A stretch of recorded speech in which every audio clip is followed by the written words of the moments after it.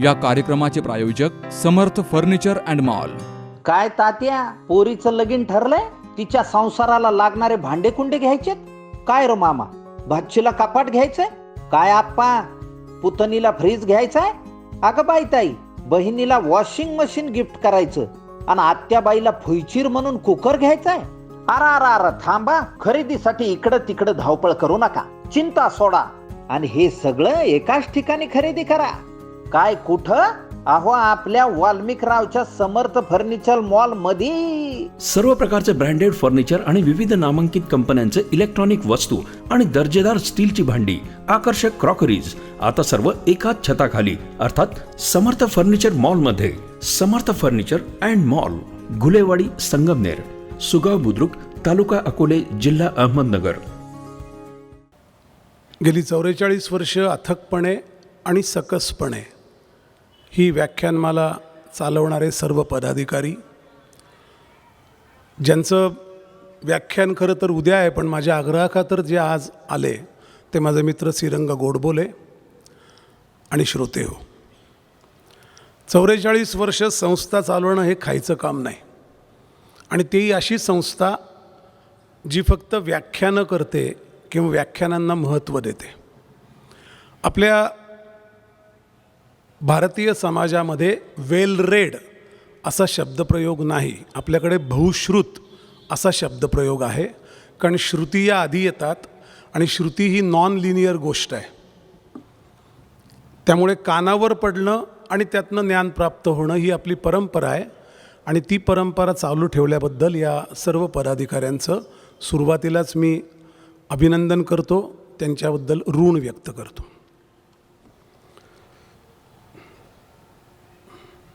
मंगळवार होता तो 11 सप्टेंबर 2001, ज्या दिवशी वर्ल्ड ट्रेड सेंटरच्या एका उंच इमारतीत एक विमान घुसलं, तेव्हा तो अपघात आहे असं सगळ्या अमेरिकन लोकांना वाटलं. मी त्यावेळी अमेरिकेत होतो, त्याच गावात होतो. क्वीन्स नावाच्या तिथून दूर असलेल्या एका बेटावर आम्ही राहायचो आणि ट्यूबने, म्हणजे त्या भुयारी रेल्वेने वॉल स्ट्रीटला कामाला यायचो. 15-20 मिनिटानंतर दुसरं विमान घुसलं आणि नंतर हा घातपात आहे असं लक्षात आलं. आणि त्यावेळेला अमेरिकेच्या आकाशामध्ये 5614 विमानं होती. अमेरिकेचे अध्यक्ष जॉर्ज बुश तेव्हा फ्लोरिडामध्ये होते, आणि त्या शाळेत त्यांना जेव्हा सांगितलं गेलं दुसरं विमान आदळलं आहे, तेव्हा ते पटकन शाळेतून उठले आणि त्यांनी पहिला, ज्याला ऑर्डनन्स म्हणतात, आदेश म्हणतात, तो असा काढला की आकाशात असलेली सगळी विमानं तातडीने जवळच्या धावपट्टीवर उतरवली जावीत. किती विमानं उतरली याचा आकडा जसा अत्यंत मंदगतीने पुढे सरकत होता, तसा दुसरा आदेश आला. कारण तोपर्यंत पेंटॅगॉनमध्ये एक विमान कोसळलं होतं. पेंटॅगॉन या अमेरिकन लष्करी मुख्यालयाच्या एका बाजूमध्ये. दुसरा आदेश असा आला की जी विमानं उतरायला तयार होणार नाहीत त्यांना वर आकाशात उडवून दिलं जावं, म्हणून अमेरिकेची 6 F-16 बॉम्बर्स किंवा ज्याला लढाऊ विमानं म्हणतात ती आकाशात झेपावली, आणि एकेका विमानाचा चेस करून किंवा पाठलाग करून त्यांनी ती जवळच्या धावपट्टीवर जिथे जिथे शक्य होतं तिथे उतरवली. संबंध अमेरिकेत अत्यंत दहशतीचं वातावरण होतं. लिबर्टी स्टेशन नावाचं एक भुयारी रेल्वेचं स्टेशन आहे, याच्यावर ट्विन टावर्स उभे होते. तेच कोसळल्यानंतर ट्यूब बंद झाल्या, ऑफिसमध्ये जाण्याचा प्रश्न नव्हता. व्हिडिओ कॉन्फरन्सिंगद्वारे आम्ही सगळ्या आमच्या कंपनीतल्या एम्प्लॉईजशी संपर्क साधून विचारणा केली की कोणाचे नातेवाईक, बेटर हाफ, नवरा, बायको, भाऊ, बहीण, नातलग त्या कुठल्या विमानात आहेत का जी ऑलरेडी कोसळली आहेत, किंवा कुठल्या विमानात आहेत का जी उतरवली गेली आहेत, आणि ते कसे आहेत. हे सगळं फॉर्मॅलिटी म्हणून घडत असताना पण सगळ्यांच्या मनावर एक अत्यंत शोकमग्न किंवा गडद असं सावट होतं. मीटिंगमध्ये बसलेला मला सगळ्या माणसांचे चेहरे आठवतात. एकही माणूस जे करतो आहोत ते मनाने करत होता असं नाही, त्याचं मन दुसरीकडे कुठेतरी होतं. कारण पर्ल हार्बर नंतर अमेरिकेवर झालेला हा पहिला हल्ला होता. पर्ल हार्बर दुसरं महायुद्ध संपायच्या वेळेला झालेला हल्ला आहे. 1944. 56 आणि 57 वर्षानंतर दुसरा हल्ला झाला होता. माझा एक मित्र होता अमेरिकन. आम्ही अशीच चर्चा केली, काय थोडं बोललो. मी सगळ्यांचे चेहरे असे टकामका बघत होतो की यांना काय वाटत असेल, आपल्या देशावर झालेल्या दहशतवादी हल्ल्याबद्दल यांची रिॲक्शन काय असेल याचं कुतूहल माझ्या मनात होतंच. पण त्या मीटिंगमध्ये असं विचारणं काही सभ्यपणाचं नव्हतं. मी खाली उतरलो. उतरता तो मित्र मला म्हणला, कुठेतरी आपण घेऊन सँडविच घेऊ. मला हवं होतं ते, कारण मला त्याच्याशी बोलायचं होतं. एक अमेरिकन या हल्ल्याला कसा सामोरा जातो याचा मला विचार स्वस्थ बसू देत नव्हता. आम्ही गेलो सबवेमध्ये एका. तिथेही माणसं सारखीच असतात. सगळ्या रस्त्यांवर हॉटडॉग वगैरे लोक फुकट सगळ्यांना देत होते, कारण सगळेच इतके दडपणाखाली होते. आम्ही सबवेमध्ये गेलो, एका बाकावर टेबलावर बसलो. अर्धा फूट लांबीचं सँडविच मागवलं आणि ते मागवता मी त्याच्या चेहऱ्याकडे बघत होतो. 10-15 मिनटं झाली, 20 मिनटं झाली, सँडविच संपलं. तो एक शब्दही बोलला नाही. तो खिडकीतून बाहेर बघत होता, मध्येच माझ्याकडे बघत होता. मला विचारायची हिंमत होईना. हे सगळं जेव्हा संपलं तेव्हा मी बाहेर आलो. तो म्हणला बाय. मी पार्किंग लॉटमध्ये माझ्या गाडीपाशी आलो आणि त्याने गाडी काढताना असा हात वर केला आणि मला बोलवलं. मी गाडी काढली, त्याच्या गाडीपाशी नेऊन उभी केली आणि त्याला विचारलं. मला वाटलं काय सांगेल काहीतरी. म्हटलं येस. तो मला म्हटलं तुझ्याकडे पैसे किती आहेत, सेविंग किंवा बाजूला ठेवलेले रिझर्व्ह फंड. म्हटलं आहेत ना. मला वाटलं कोणाला मदत हवी असेल. तो म्हणला मी आता घरी गेल्यावर एक 10-12 लोकांना फोन करतो. आपण $1 ते $1.5 मिलियन दशलक्ष डॉलर्सचं एक फंड उभा करू, एक कार्टेल उभं करू आणि मी वॉल स्ट्रीट जेव्हा उघडेल, वॉल स्ट्रीटचे व्यवहार जेव्हा सुरू होतील तेव्हा डिझास्टर रिकव्हरी प्लॅन बनवणाऱ्या ज्या कंपन्या आहेत त्याचे शेअर आपण खरेदी करू. कारण जेव्हा सगळं सुरळीत होईल तेव्हा या कंपन्या फार तेजीत येतील आणि आपल्याला 1 महिन्या 2 महिन्यात त्याचे तिप्पट चौपट पैसे मिळून जातील. मी काहीच बोललो नाही. त्याची गाडी निघून गेली. मी त्या गाडीकडे दूरवर जाणाऱ्या बघत राहिलो आणि म्हटलं मला कळले ना, असा विचार कसं काय कोण करू शकतं. माझ्या देशावर झालेल्या हल्ल्याचा असा विचार कोण करू शकतं, यातनं माझा काय फायदा होईल. बरं, हा माणूस काही माफिया नाही आहे. हा माझ्याबरोबर रोज काम करणारा, अतिशय सत्प्रवृत्तीचा, सगळ्यांना मदत करणारा सालस मित्र आहे.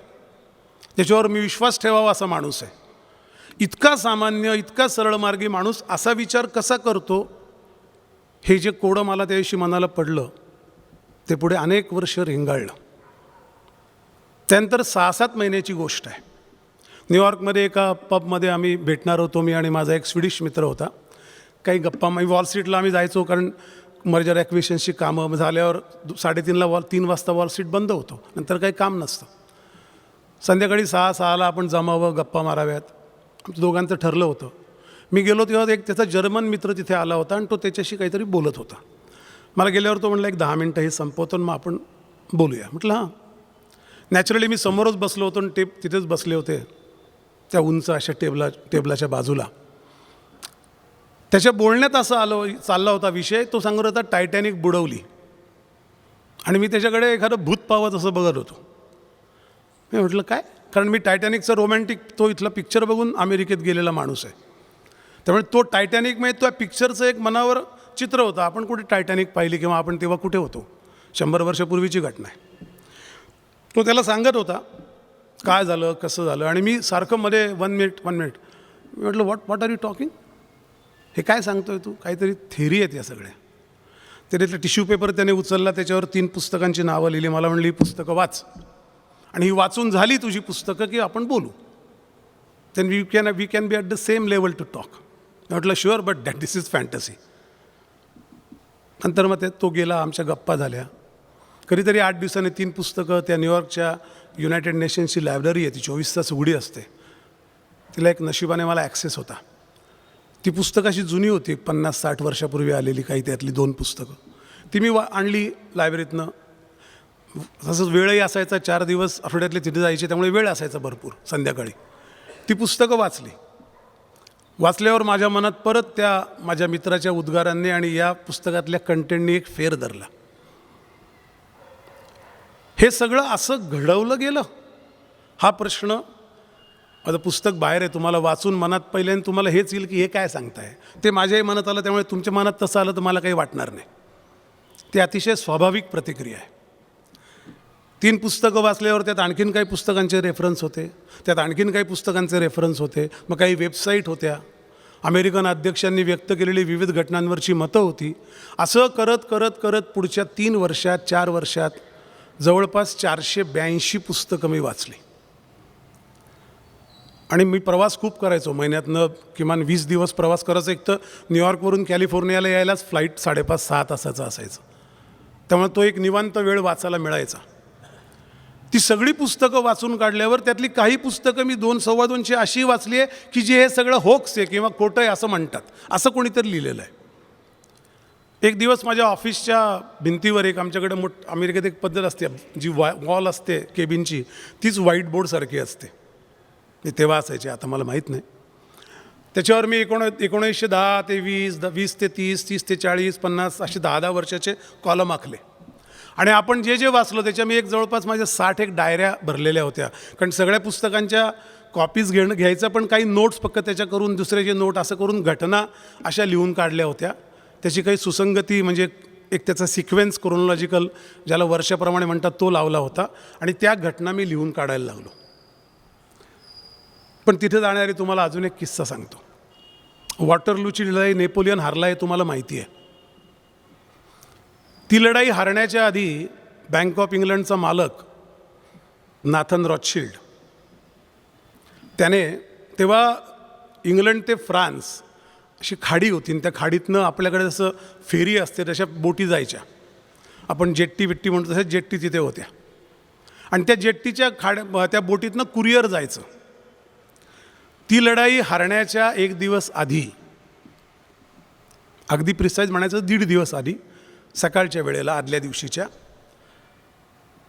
एक बातमी लंडनच्या स्टॉक एक्सचेंजमध्ये पसरली की इंग्लंड वॉर हरत आहे. आणि आता इंग्लंड जी जगातली अनभिषिक्त सत्ता आहे किंवा एक महासत्ता त्या काळातली आहे फ्रान्सच्या बरोबरीची, ती आता नामशेष होणार आहे. आणि त्या दिवशी सगळ्यात मोठं रणकंदन त्या स्टॉक एक्सचेंजने पाहिलं, सगळ्या शेअरच्या किमती कोसळल्या. खरी बातमी जी कुरिअरने आणली होती ती नेपोलियन हरतो अशी होती. ती पसरवली गेली. आणि लक्षात घ्या, तो काळ कुठला आहे. वॉटरलूची लढाई फार जुनी आहे. तेव्हा internet, mobile phone, satellite communication हे काही नाही आहे. बातमी पसरवली गेली होती की इंग्लंड हरतं आहे, आणि खरं तर वस्तुस्थिती इंग्लंड जिंकतं अशी होती. दुसऱ्या दिवशी अपेक्षेप्रमाणे इंग्लंड जिंकलं, आणि या सगळ्या हे शेअर कोसळले संध्याकाळी. दुसऱ्या दिवशी सकाळी शेअरची अभूतपूर्व खरेदी केली गेली. काही मिलियन्स अँड बिलियन शेअरची खरेदी केली गेली वेगवेगळ्या कंपन्यांची, आणि दुसऱ्या दिवशी दुपारी 3 वाजता बातमी थडकली, इंग्लंड जिंकलं. त्या 1.5 दिवसामध्ये नाथन रॉथशिल्ड हा बँक ऑफ इंग्लंडचा मालक जगातला सगळ्यात श्रीमंत व्यक्ती झाला. माझ्या आठवणीप्रमाणे किंवा माझ्या वाचनाप्रमाणे ती जगातली पहिली अफरातफर होती. आणि अशा अफरातफरीच्या नोंदी या सगळ्या पुस्तकात मला जागोजागी मला दिसल्या, आणि त्या पुस्तकात मी लिहिल्या. हे पुस्तक त्याचं वर्णन आहे, घाताचं सूत्र आहे. जे घात होतात त्याच्यामागे सूत्र असतं. टायटॅनिक हा या जगातला पहिला दहशतवादी हल्ला आहे असं विधान मी त्या पुस्तकात केलं आहे, आत्ताही करतो आहे. आणि याच्यात कुठली अतिशयोक्ती नाही असं वाटावं अशा पद्धतीचे पुरावे आणि रेफरन्सेस त्या पुस्तकात आहेत. तुम्ही ते वाचाल तेव्हा तुमच्या लक्षात येईल. टायटॅनिक बर्फखंडावर आपटूनच फुटली बरं का. ती काय बुडवली म्हणजे अशी भोग पाडून बुडवली नाही गेली. पण तो अपघात का झाला? ती टायटॅनिकच होती का आणखीन कुठली बोट होती? व्हाईट स्टार शिपिंग लाईन ही कंपनी JP मॉर्गनने विकत घेतली तेव्हा कुठल्या बोटीच्या इन्शुरन्सचे किती पैसे त्याला भरायला लागले होते? त्या बोटीचं नाव काय होतं? हे सगळे तपशील तुम्हाला मिळतील. त्या अर्थाने ती अफरातफर होती.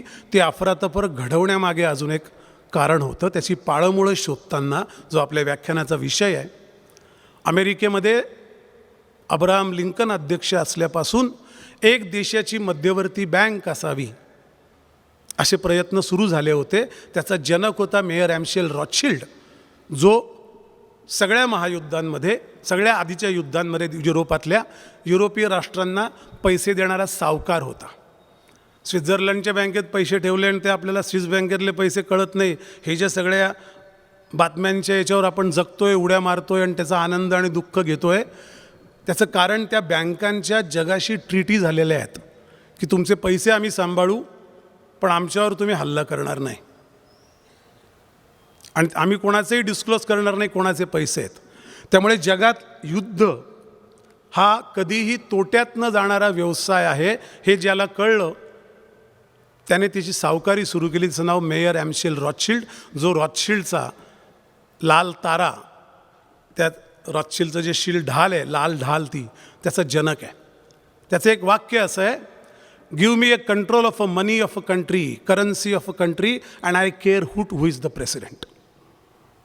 बँक ऑफ इंग्लंड ही खाजगी बँक आहे, बँक ऑफ फ्रान्स ही खाजगी बँक आहे, बँक ऑफ नेदरलँड्स ही खाजगी बँक आहे, डॉइश बँक ही खाजगी बँक आहे. मी जेव्हा खाजगी म्हणतो तेव्हा ती दीपक करंजीकर या एका माणसाच्या मालकीची, रॉथशिल्डच्या मालकीची अशा अर्थाने घेऊ नका. खाजगी बँकांचे म्हणून जे धारक असतात, भागधारक असतात, त्यांचं एक कार्टेल आहे, त्यांचं एक जाळं आहे, त्यांचं एक नेटवर्क आहे आणि त्या सगळ्या अर्थसंस्थांनी पैसे गुंतवून त्या बँक चालवल्या आहेत, त्या सरकारच्या मालकीच्या नाही. भारताची भारतीय रिझर्व्ह बँक ही सरकारी मालकीची बँक आहे, म्हणून आपल्या नोटेवर लिहिलेलं असतं, I promise to pay the bearer of this note ₹100. ती प्रॉमिसरी नोट है. मैं धारक को 100 रुपये अदा करने का वचन देता हूँ. ती नोट नाकारली तर तुम्हाला बेल मिळत नाही, तुम्हाला जेल होते, कारण ती भारताच्या राष्ट्रपतींनी दिलेली प्रॉमिसरी नोट आहे. It's a promise written on a paper. अमेरिकेच्या डॉलरच्या नोटेवर काय लिहिलं आहे वाचलं आहे तुम्ही? कोणी वाचलं असेल, तुम्ही अनेक जण तुमच्यातले अमेरिकेत गेले असाल, मुलं असतील, कधीतरी डॉलरची नोट असेल घरी जाऊन बघा, त्याच्यावर लिहिलं आहे, this is a legal tender for all public and private debts. Promissory note आणि लीगल टेंडरमध्ये फरक आहे. हे लीगल टेंडर फ्लोट केलं आहे एका कायद्यानुसार, त्याच्यामागे एक कायदा केलेला आहे अमेरिकन प्रतिनिधी सभेने. म्हणून अमेरिकेत त्यावेळेला असलेल्या 28,000 छोट्या छोट्या बँका, ज्या प्रत्येक राज्यात होत्या आणि त्या राज्याची गरज भागवत होत्या, पत भागवत होत्या, पतनिर्मिती करत होत्या, लोकांना क्रयशक्ती देत होत्या, त्या सगळ्या बँका मोडीत काढून एक मध्यवर्ती बँक करावी असं लिंकनच्या काळापासून चाललं होतं. लिंकनचं एक वाक्य आहे की मला लिंकनच्या काळात, तुम्हाला माहिती आहे, तुम्हाला इतिहास माहिती असेल, लिंकनला त्या सगळ्या गुलामीच्या किंवा त्या वंशिक दंगलींनी खूप घेरलं होतं. दक्षिणेकडून सगळ्या गुलामांचे जे गुलामगिरी नष्ट झाली, त्यातल्या सगळ्या लोकांच्या हक्काकरता लढाया दक्षिणेच्या राज्यांच्या. त्यामुळे लिंकन असं म्हणायचं की मी जेव्हा या माझ्या खुर्चीवर बसतो तेव्हा समोरून एक आर्मी माझ्यावर चालून येते, जी न्याय, हक्क आणि जगण्याचे चौकटी मागते आहे, आणि माझ्या मागून एक आर्मी चालून येते जी मला दिसत नाही, जी वॉल स्ट्रीटवरच्या किंवा न्यूयॉर्कच्या बँकर्सची आहे. असं अब्राहम लिंकनचं जाहीर भाषण आहे अमेरिकन प्रतिनिधीगृहात केलेलं. माझ्याकडे 41 अध्यक्षांच्या भाषणांच्या बऱ्याचशा रेकॉर्डिंग्ज आहेत, ज्यानंतर तुम्हाला कोणालाही मिळू शकतात अमेरिकेतून.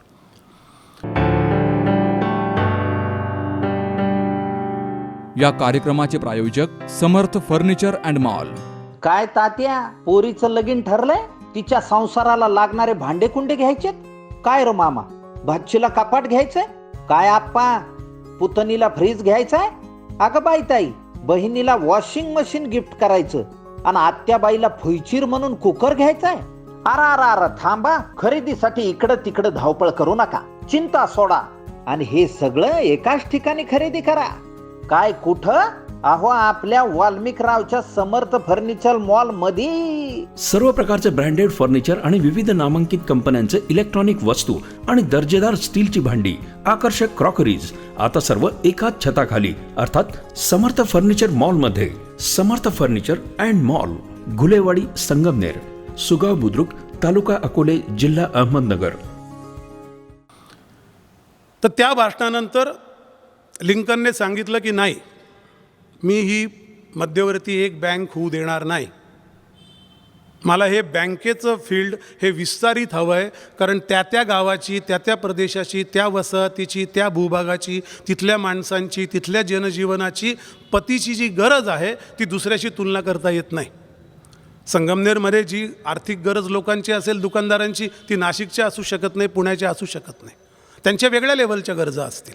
त्यामुळे त्या त्या पद्धतीचं पैशाचं सिंचन करण्याकरता त्या बँका, त्या पतपेढ्या, त्यांच्यात सुसूत्रता आणली पाहिजे. त्या एका कायद्याने वर्क झाले पाहिजे, इथपर्यंत मला मान्य आहे. पण हे सगळं रद्द करून एक सेंट्रल मध्यवर्ती बँक करा, हे मला मान्य नाही, असं सांगणारा पहिला अध्यक्ष अब्राहम लिंकन, ज्याचा खून झाला. त्याचा खून झाल्यानंतर या सगळ्या प्रकाराविरुद्ध मोठा जनक्षोभ उसळलेला आहे अमेरिकेत.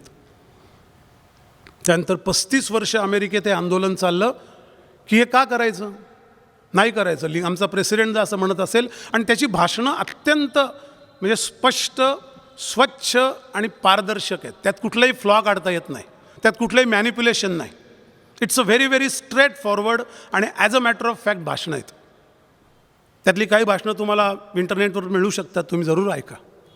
त्याच्या प्रत्येक भाषणातून तळमळ येते की या लोकांकरता मी अध्यक्ष झालो आहे आणि यांच्याकरता मी काम उभं केलं पाहिजे.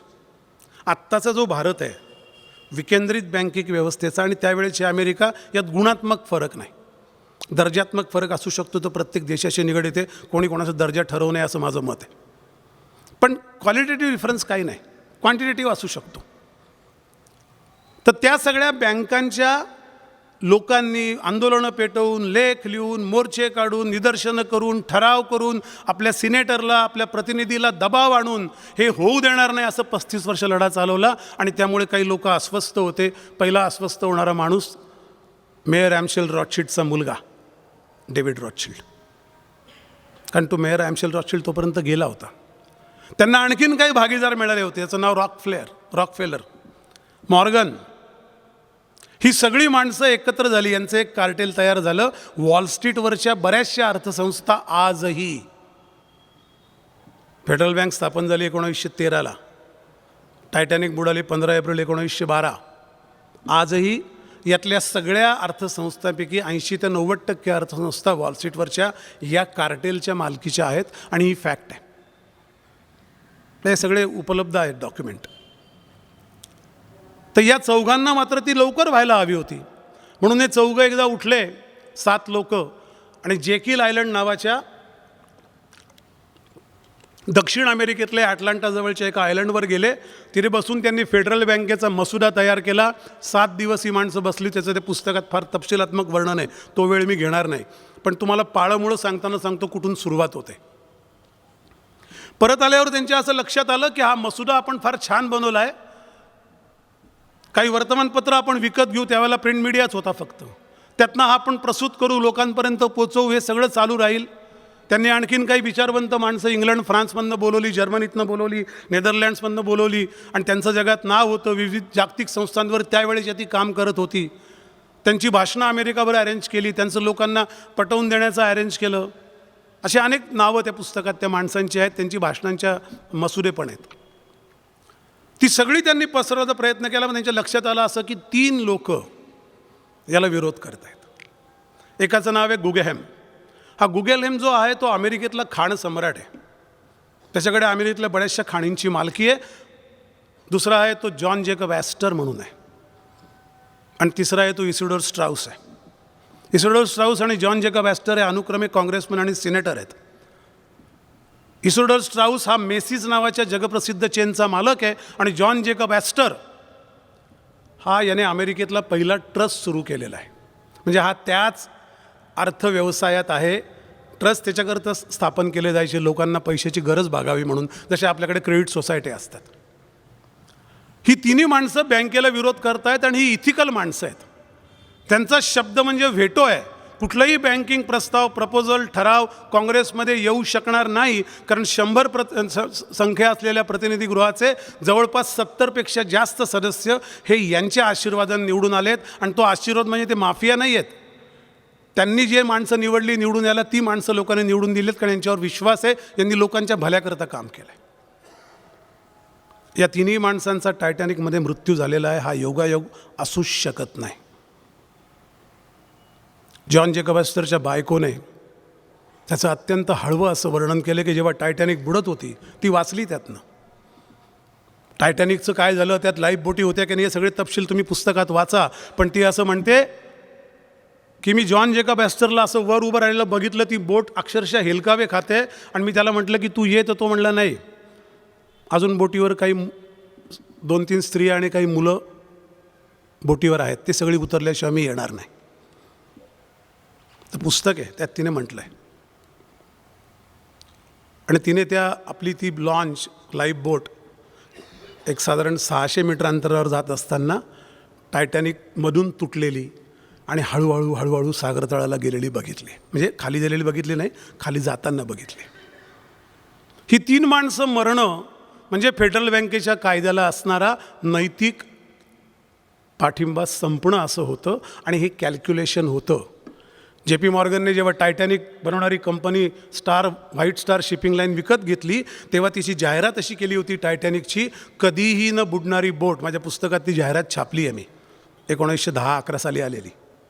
आणि त्याने जगभरच्या प्रतिष्ठित लोकांना स्वतः निमंत्रणं दिली आहेत, फोन करून, पत्र पाठवून की तुम्ही या, मेडन प्रवासी या बोटीवरचे. ही कधीही न बुडणारी अशी बोट मी बांधली आहे. त्या डेकवर त्याचा स्वतःचा एक प्रासाद आहे छोटासा, ज्याला केबिन म्हणतात. तो स्वतःही त्या बोटीवरून प्रवास करणार होता. 4 दिवस आधी त्याने ठरवलं आपण प्रवास करायचा नाही, कारण सांगितलं गेलं त्याला बरं नाही. पण तो त्याच्या कुटुंबियांसकट कुठल्या तरी बेटावर सुट्टी घालवत असल्यानंतर काही परदेशी छायाचित्रकारांनी आणि वार्ताहरांनी पाहिला. जिथून सुट्टी करून तो परत आला तेव्हा वॉल स्ट्रीटवर त्याला एका पत्रकाराने प्रश्न विचारला, तेव्हा त्यांनी त्या पत्रकाराच्या डोक्यात काठी मारलेली आहे, जॉन पियनफोर मॉर्गन. त्याचं छायाचित्र आहे पुस्तकात. या सगळ्या लोकांच्या एका हवेतून पैसा निर्माण करणाऱ्या व्यवस्थेमुळे फेडरल बँक अस्तित्वात आली. तिचा कायदा जेव्हा पास झाला तो ख्रिसमसचा पिरियड आहे, 27 डिसेंबर ती तारीख आहे, माझी माहिती करेक्ट, म्हणजे माझ्या लक्षात असेल करेक्ट तर 27 डिसेंबरला तो कायदा संध्याकाळी उशिरा म्हणजे 8:30-9 वाजता पास झाला. तेव्हा 27 माणसं सभागृहात आहेत, त्यातली अर्धी माणसं ख्रिसमसमुळे प्यायलेली आहेत. आणि तो मंजूर झालेला आहे. बहुमत असतं. बहुमत हे it's a foolish statistics, game of foolish, तसंच आहे. असलेल्या लोकांपैकी बहुमत. आणि तो कायदा लादला गेला. अमेरिकेची ट्रेझरी जे काम करत होती ती फेडरल बँक करायला लागली. आजही फेडरल रिझर्व्ह बँक 100 वर्षानंतर वर्षाला सरासरी 10 बिलियन, तेव्हा कमी आत्ता जास्त असेल, सरासरी 8 ते 10 बिलियन हा नफा कमवून तिथे आहे. तिचा अध्यक्ष अमेरिकेचा अध्यक्ष नेमतो असं सांगितलं जातं. अमेरिकेच्या काही करन्सीवर ट्रेझरी सेक्रेटरीची सही असते, पण त्यांना काही अधिकार नाहीत. त्याला 3 नावं दिली जातात, त्यातला एक अध्यक्ष नेमला जातो, एवढंच आहे. आणि ती नावं वॉल स्ट्रीटवरच्या अर्थसत्ता देतात. ते कार्टेल असतं. एका अमेरिकेत एकदा जेव्हा पुस्तकाचा कार्यक्रम झाला तेव्हा एका अमेरिकन बँकेत काम करणाऱ्या, त्या बँकेचं नाव मला वाटतं फर्स्ट नॅशनल बँक, त्यात ती रॉकफेलरची बँक आहे बाय द वे, त्यात काम करणाऱ्या एका भारतीय मराठी माणसाने मला विचारलं की असं नाही आहे. तर मी त्यांना 15 वर्षात, मी त्याच्या आधीच्या 15 वर्षात वर्षभर ते जे प्रसिद्ध करता फेडरल बँकेचे शेअर होल्डर, त्यांची लिस्ट दिली आणि त्यांना सांगितलं यात अमेरिकन गव्हर्नमेंटचा मला भाग सांगा, शेअर सांगा. ठीक आहे, अनेक छोट्या छोट्या फेडरल बँक आहेत, त्याचे विभागीय फेडरल बँक आहेत, त्यातनं निवड होते. पण हे सगळं स्ट्रक्चर, त्याचा प्रमुख आणि त्या स्ट्रक्चरचं काम ठरवायचा अधिकार हा अमेरिकन संसदेला नाही. कारण त्यांनी त्या फेडरल बँकेचा कायदा पास करून घेताना त्यात हे सगळे अधिकार देऊन टाकलेले आहेत. 7-12वर नाव लागल्यासारखं आहे, नंतर काही करता येत नाही, ते नाव काढताही येत नाही. त्यामुळे त्याला एक लिगल स्टँडिंग आहे. त्या लिगल स्टँडिंगचा 35 वर्ष अभ्यास केला गेला.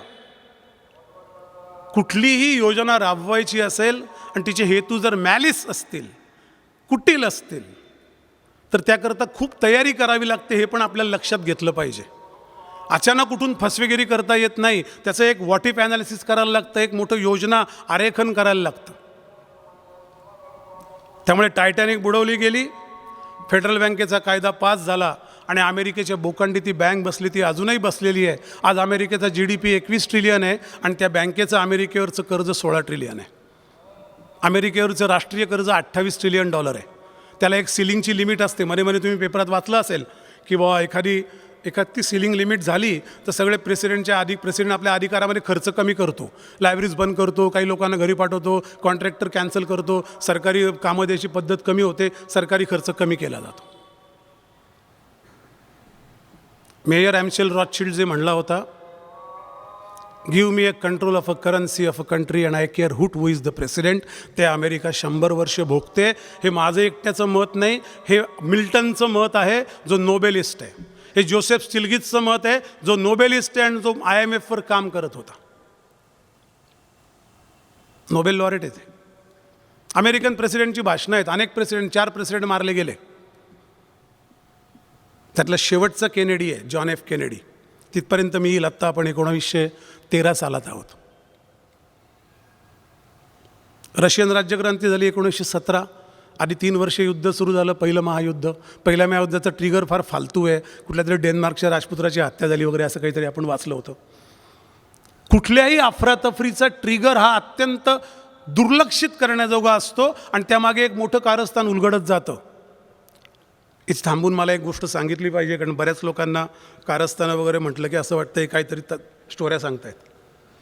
कुठल्याही गोष्टीकडे पाहिजे 2 फिलॉसॉफी मी मानतो. तुम्ही मानल्या पाहिजे असं नाही, पण मला माझी भूमिका स्पष्ट करणं भाग आहे. एक फिलॉसॉफी अशी आहे, I don't know what I don't know. मला जे माहीत नाही ते मला माहीत नाही.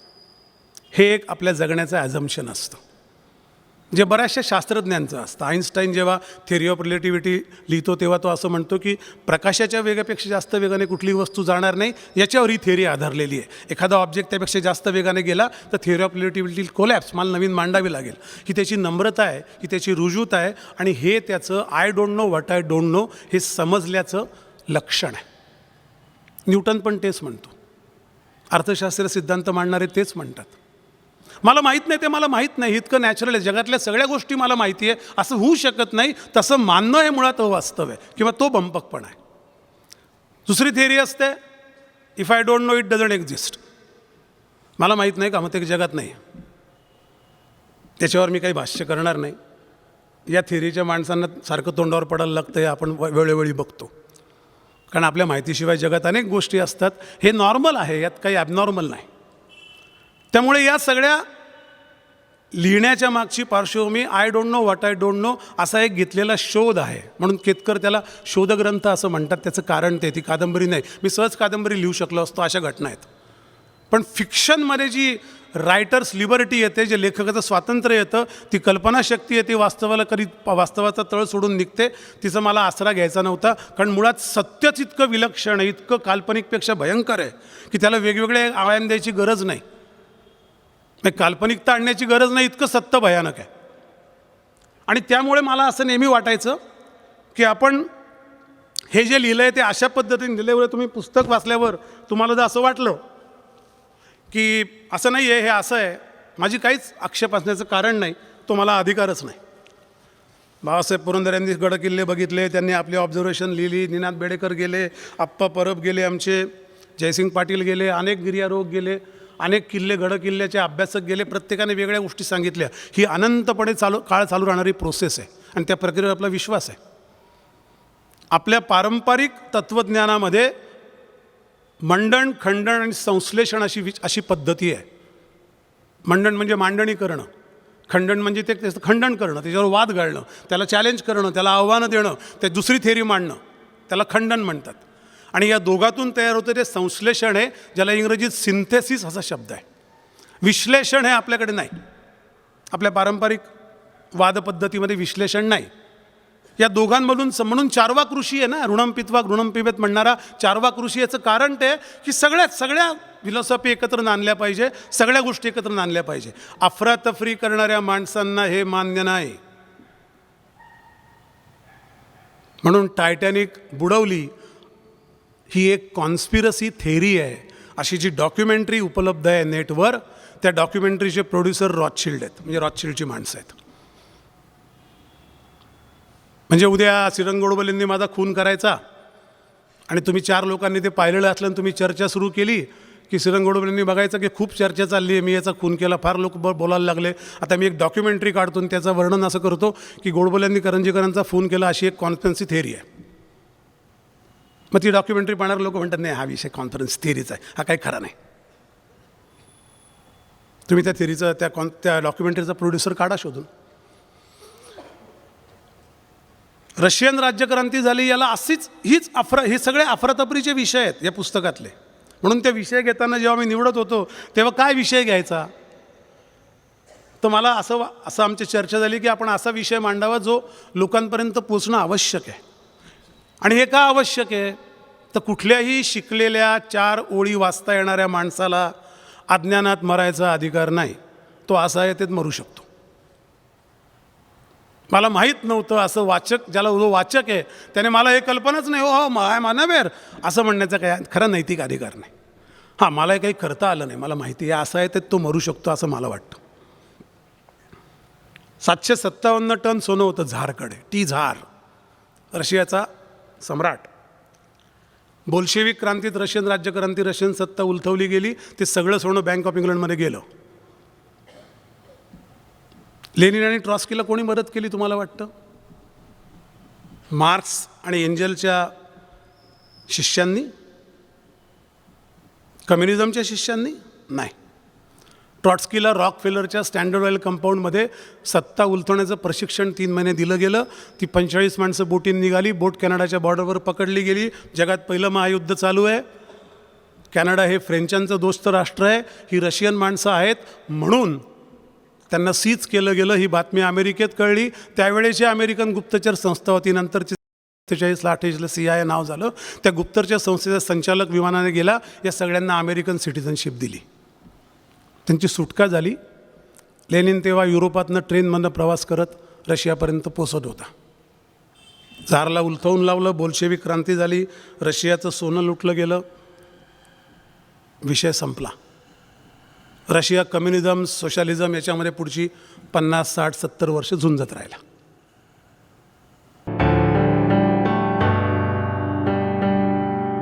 या कार्यक्रमाचे प्रायोजक समर्थ फर्निचर अँड मॉल.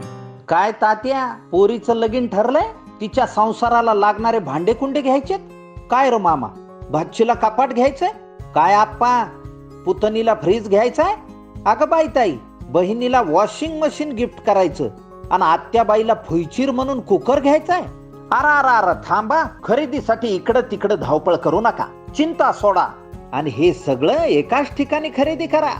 काय कुठं? अहो, आपल्या वाल्मिकरावच्या समर्थ फर्निचर मॉल मध्ये सर्व प्रकारचे ब्रँडेड फर्निचर आणि विविध नामांकित कंपन्यांचे इलेक्ट्रॉनिक वस्तू आणि दर्जेदार स्टीलची भांडी, आकर्षक क्रॉकरीज, आता सर्व एकाच छताखाली, अर्थात समर्थ फर्निचर मॉलमध्ये. Samarth furniture and mall, Ghulewadi, Sangamner, Sugaon Budruk, taluka Akole, जिल्हा अहमदनगर.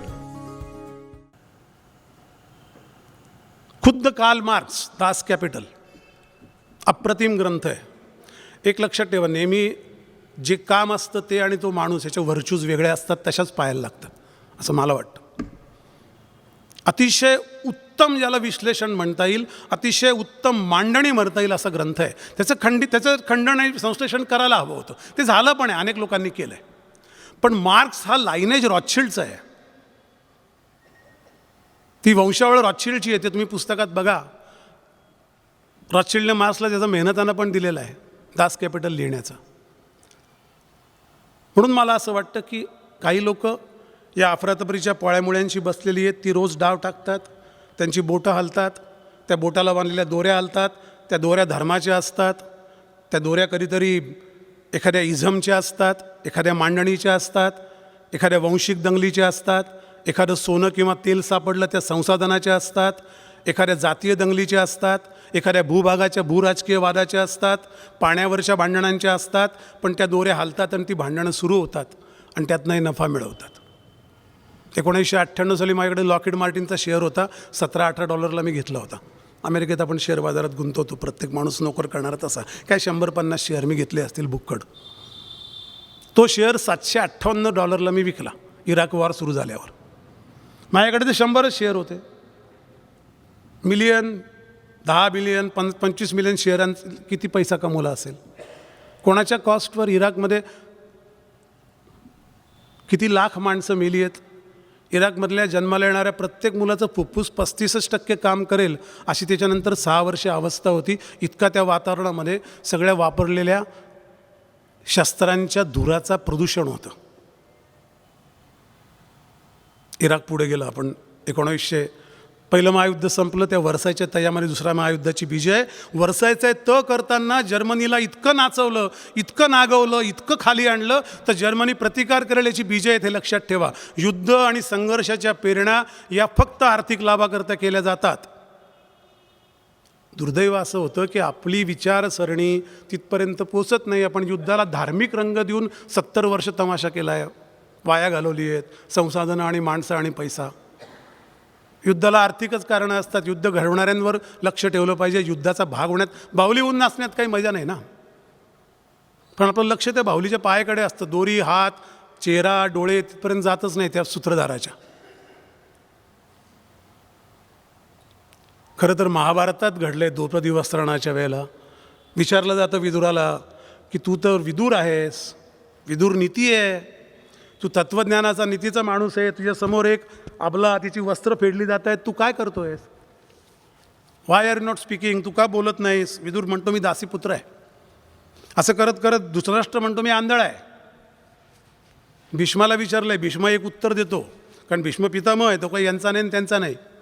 त्याचं उत्तर विलक्षण आहे. तो म्हणतो अर्थस्य पुरुषोदासा, पुरुष अर्थाचा गुलाम असतो. हे वाक्य ज्या भूमीच्या महाकाव्यात घडलं नाही घडलं याच्यावर आपण नंतर बोलू, महाभारत. पण ज्याला आद्यकाव्य म्हणतात भारतातल्या, त्या महाकाव्यात एक वाक्य उच्चारलं जातं, पण आपल्याला त्याची जराशी कल्पना नसते. ते फॉलो करणारी माणसं तिथे बसली आहेत, जे अफरातफर करत आहेत. प्रत्येक गोष्टीच्या मागे फक्त अर्थकारण असतं. आणि हे ज्या दिवशी, बरं विवेकानंद पण म्हणाले, सोडून द्या भीष्म, ते असं म्हणाले की धर्म जर अर्थाबरोबर चालला नाही तर तो नष्ट होतो. हे आपल्याला वारंवार कडून लक्षात येत नाही, कारण आपली जीवन पद्धती तशी नाही. आणि ते वाईट नाही, ते चांगलं आहे, पण अवेअर असलं पाहिजे. एखादी घटना भारतात घडते, एखादी घटना जगाच्या कोपऱ्यात घडते, तिची सुरुवात कुठे झाली असेल त्याचा एक थोडासा अंदाज आपल्याला आला पाहिजे. त्याच्याबद्दल काही गणितं मनात उमटली पाहिजे. नाही तर मग काय होईल की आपण रोजचे पेपर वाचू, 2 फिलॉसॉफीला माणसं मृत्यूच्या वेळेला येतात, एक तर जगात काही अर्थ नाही, सगळं बेकार आहे, आणि दुसरं येतं आपलं काय वाईट झालं, आपण बरं झालं, आपलं आयुष्य निघून गेलं. पण आपण सगळे या समाजाचा भाग आहोत. बऱ्याच लोकांना असं वाटलं असेल की जागतिक अफरातफर संगमनेरच्या व्याख्यानमालेत कशा करता. जग हे एक जागतिक खेड आहे. या सगळ्याचे परिणाम आपल्यावर होणार आहेत. अजून आपण त्या टेबलावर फार लिलीपूट आहोत, छोटे आहोत भारत म्हणून. कारण वॉल स्ट्रीटची रोजची मार्केट कॅप $148 ट्रिलियन आहे. ट्रिलियन लक्ष ठेवा, नंबर लक्षात ठेवा, बाकी हिशोब नंतर करू. $148 ट्रिलियन आहे. भारताचा वर्षाचा GDP $2.7 ट्रिलियन आहे. इतके आपण छोटे आहोत. मी गमतीने एका ठिकाणी मी असं म्हटलं तर मी दाऊद इब्राहिमवर लिहितो आहे, भिवंडीतल्या पाकेटमारावर लिहू शकत नाही अजून. कारण त्याचं स्केल तेवढं आहे. आपलं स्केल तेवढं होईल तेव्हा आपण त्यात येणार आहोत. म्हणून हे माहिती करून घेणं गरजेचं आहे. 35 वर्ष त्या लोकांनी लढा दिला, त्याचं कारण त्यांना ते कोणीतरी माहिती करून दिलं होतं. आपण त्या वळणार आहोत की नाही मला माहीत नाही, मी त्यातला भाष्यकार नाही, कारण संबंध देश काय आकलन करणं इतकी माझी ताकद नाही. पण उद्या आलो तर आपल्याला माहीत पाहिजे की हे कुठे घेऊन जाणार आहे. याची उदाहरणं आत्तापर्यंत घडली, ती वाचली तरी कळेल. पहिलं महायुद्ध संपलं, दुसऱ्या महायुद्धाची बीजं रोवून नंतरची अफरातफर झालेली जगातली सगळ्यात मोठी शेअर मार्केटची अफरातफर आहे. त्या अफरातफरनंतर खरं तर शेअर बाजार ही संकल्पना नष्ट व्हायला हवी होती. तिचं नाव आहे ग्रेट डिप्रेशन, जिला महामंदी असं म्हणतात. 1930 साली ती अमेरिकेत आली. ती आणली गेली कशी त्या पुस्तकात वाचा, डिटेल अतिशय तपशिलात दिलं आहे मी. कारण ते सगळ्या तिथल्या डायऱ्या, त्याच्या रोजचे वर्तमानपत्र, त्याच्या असलेल्या नोंदी, नोबेल लॉरेटने लिहिलेले त्याच्यावरचे लेख, हे सगळं करून त्यात दिलं आहे की ती कशी प्लॅन केली गेली महामंदी. शेअर बाजार हा सट्टा बाजार आहे, तुम्हाला मान्य असेल ना. म्हणजे बादलीत 24 लिटर पाणी असेल तर त्यातलं 10 कमी होतं आणि कुठेतरी 10 वाढतं, 24 लिटर सेम राहतं. त्यामुळे त्या याच्यात काय पेरायचं, काय उद्ध्वस्त होईल, कसे पत्ते कोसळतील, कुठल्या याचे शेअर कुठल्या भीतीने, सबंध शेअर बाजार, जगातले 9 शेअर बाजार जे वॉरन बफेच्या एका डीलवर हलतात आठवडाभर, ते 9 शेअर बाजार सगळे अंदाज, अदमास आणि या कुटील खेळांमुळे घडत असतात आणि बिघडत असतात. त्याचा एक फॅक्टर आहे भीती. बातम्या पसरल्या जातात, एखादा सरकारी निर्णय जाहीर होतो. जर अमेरिकेचा अध्यक्ष ही माणसं सूत्रधार निवडून देत असतील तर सरकारी निर्णय जाहीर करण्यात त्यांचा हात नाही असं कसं काय म्हणणार. सरकार कुठलं धोरण, रिझर्व्ह बँक, आपली रिझर्व्ह बँक पतधोरण जाहीर करते. सरकारचा अर्थ खातं आणि रिझर्व्ह बँक मिळून जाहीर होतं पतधोरण. अमेरिकेचं क्रेडिट पॉलिसी ही फेडरल बँक जाहीर करते, सरकारचा काही संबंध नाही. अमेरिकेला तशा अर्थाने अर्थमंत्री नाही, कारण चलन ही बँक छापते आणि पतधोरण हीच बँक जाहीर करते. ही खाजगी बँक आहे. उद्या HDFCला देशाचा कारभार बघायला दिला तर काय होईल? तसं अमेरिकेत 100 वर्ष चालू आहे. त्यामुळे त्यांना डिप्रेशन घडवणं, एक महाबंदी आणणं, करेक्शन ज्याला शब्द वापरतात पॉझिटिव्ह थिंकिंगचे लोक, पण मुळात त्याचा अर्थ घातपातच आहे. करेक्शन घडवायला हवं होतं, त्या लोकांनी ती महाबंदी घडवून आणली.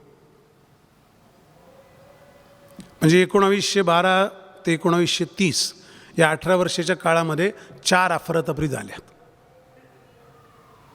एका अफरातफरीने युरोपचंच करेक्शन झालं. पहिलं महायुद्ध, युरोपचे नकाशेच करेक्ट झाले सगळे, किंवा इनकरेक्ट झाले. त्यानंतर आलं दुसरं महायुद्ध. आता मी ते 1 मिनिटं पॉज घेतला आणि तुम्हाला असं सांगितलं, हिटलरने किती माणसं मारली? ज्यू 60 लाख, बरोबर की नाही? हिटलर उभा आहे आणि तो हा सगळा प्लॅन समजावून सांगताना असं भाषण करतो की मला जेवढे ज्यू आहेत त्यांना मारण्याकरता एका ज्यूवर 1 गोळीसुद्धा खर्च करायची नाही. एका ज्यूला 1 जर्मन सैनिक मारेल, ते सैनिकाचा वेळ मला खर्च करायचा नाही. तेवढ्या लायकीची ही माणसं नाहीत. ही नॅचरल शांतपणे मेली पाहिजे. म्हणून मला हे काम कुठल्या तरी प्रोफेशनल ऑर्गनायझेशनने करावं असं वाटतं. त्याची सगळी संकल्पना मी देऊ शकतो, म्हणजे आम्ही ठरवलेली आहे. थर्ड राईच बोलतो आहे. काम घेतलं एका कंपनीने. ते हा 6 फेजमधला प्रोजेक्ट आहे. प्रोजेक्टमध्ये फेज असतात ना, मग 1 माइलस्टोन, दुसरा, तिसरा भाग, चौथा भाग. आता मुंबई नागपूर समृद्धी महामार्ग, त्याच्या 6 स्टेजेस आहेत. स्टेज, फेज काही म्हणा तुम्ही, त्याचे 6 टप्पे आहेत. एक टप्पा आहे देश पादाक्रांत करून त्यातले ज्यू आयडेंटिफाय करणं. दुसरा टप्पा आहे, आपण नेहमी महायुद्धाकडे, त्यांचं पटलं नाही, त्यांची मारामारी झाली, त्यांचं युद्ध झालं, त्यात हिटलरने ज्यूंना मारलं, अशा वरवरच्या याच्यातनं बघतो.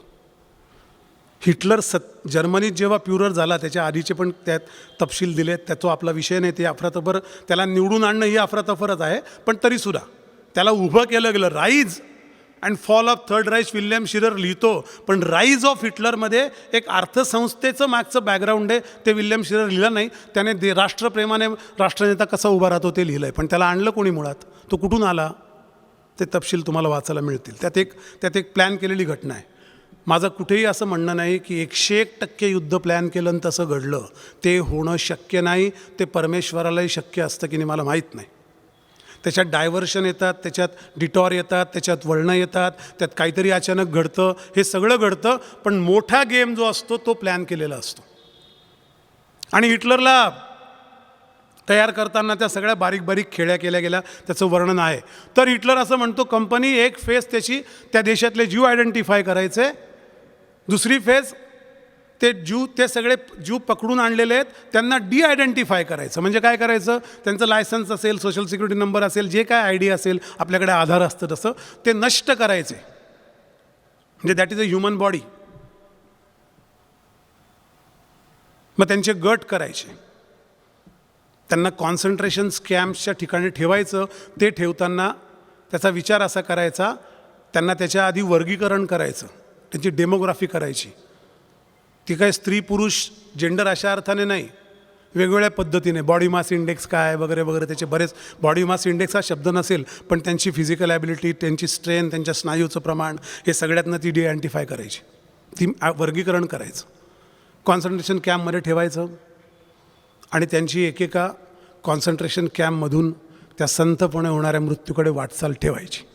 आणि हे करताना त्यांच्यावर जो झायकॉन गॅस सोडला जाईल, ज्यात ते सफोकेट होऊन मरतील, त्या गॅस सोडणाऱ्या नोझल्स आहेत किंवा त्याचे जे कंट्रोलर आहेत, सेन्सर आहेत, ते सेन्सरही अशा पद्धतीने बनवले असले पाहिजे की परत कोणीतरी जाऊन, अरे हे जरा जास्त सुटला, कमी सुटला, याने हा मेलाच नाही, अर्धवट राहिला, हे होता कामा नये.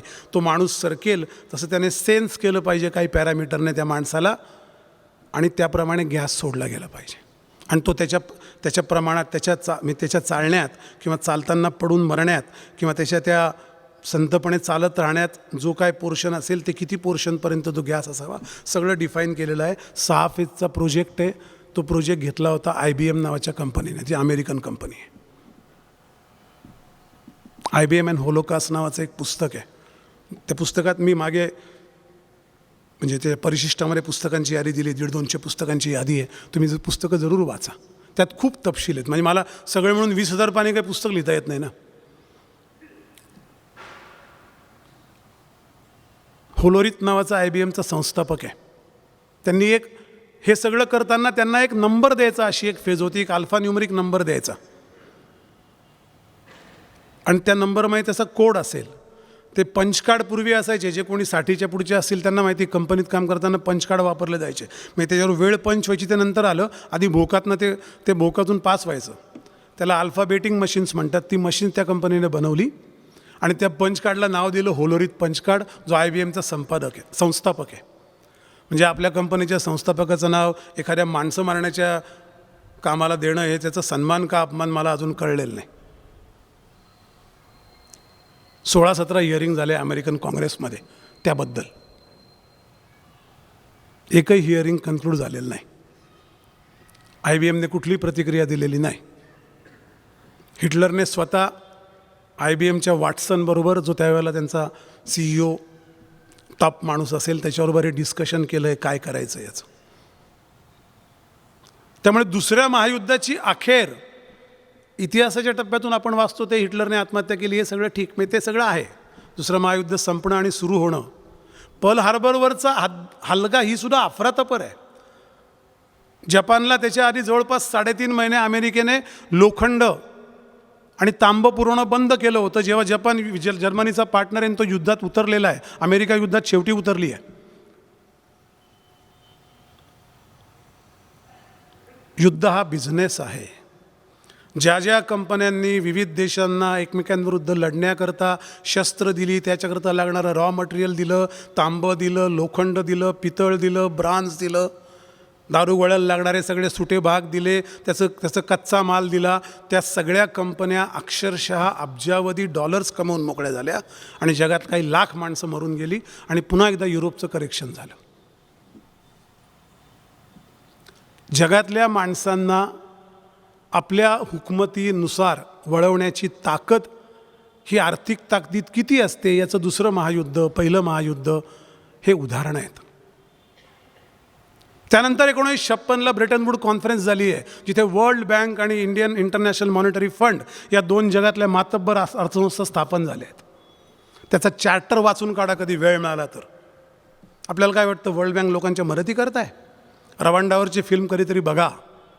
ते मिनी उदाहरण आहे एखाद्या कृषीप्रधान देशाला कुठल्या पद्धतीने झोपवलं जातं आणि त्याच्यामध्ये मदत करणारी वर्ल्ड बँक किंवा IMF कुठल्या प्रकारच्या अटी त्या देशावर घालतं.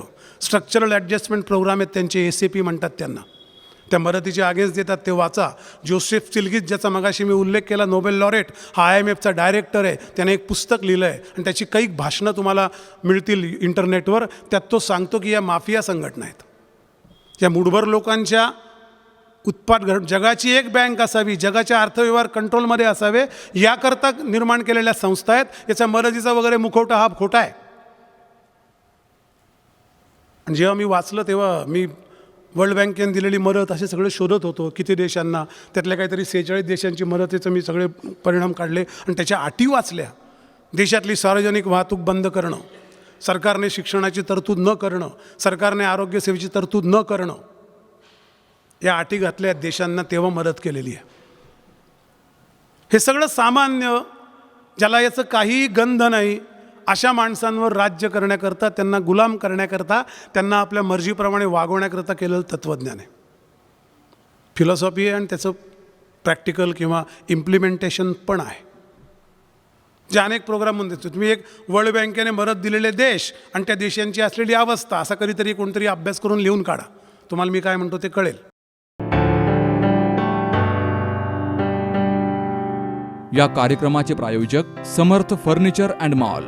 काय तात्या, पोरीचं लगीन ठरलंय? तिच्या संसाराला लागणारे भांडे कुंडे घ्यायचेत काय रे मामा? भाचीला कपाट घ्यायचंय? काय आप्पा, पुतणीला फ्रीज घ्यायचाय?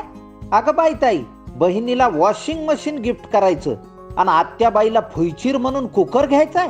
अरा थांबा, खरेदीसाठी इकडं तिकडं धावपळ करू नका, चिंता सोडा आणि हे सगळं एकाच ठिकाणी खरेदी करा. काय कुठं? अहो, आपल्या वाल्मिकरावच्या समर्थ फर्निचर मॉल मध्ये. सर्व प्रकारचे ब्रँडेड फर्निचर आणि विविध नामांकित कंपन्यांचे इलेक्ट्रॉनिक वस्तू आणि दर्जेदार स्टीलची भांडी, आकर्षक क्रॉकरीज आता सर्व एकाच छताखाली अर्थात समर्थ फर्निचर मॉल मध्ये.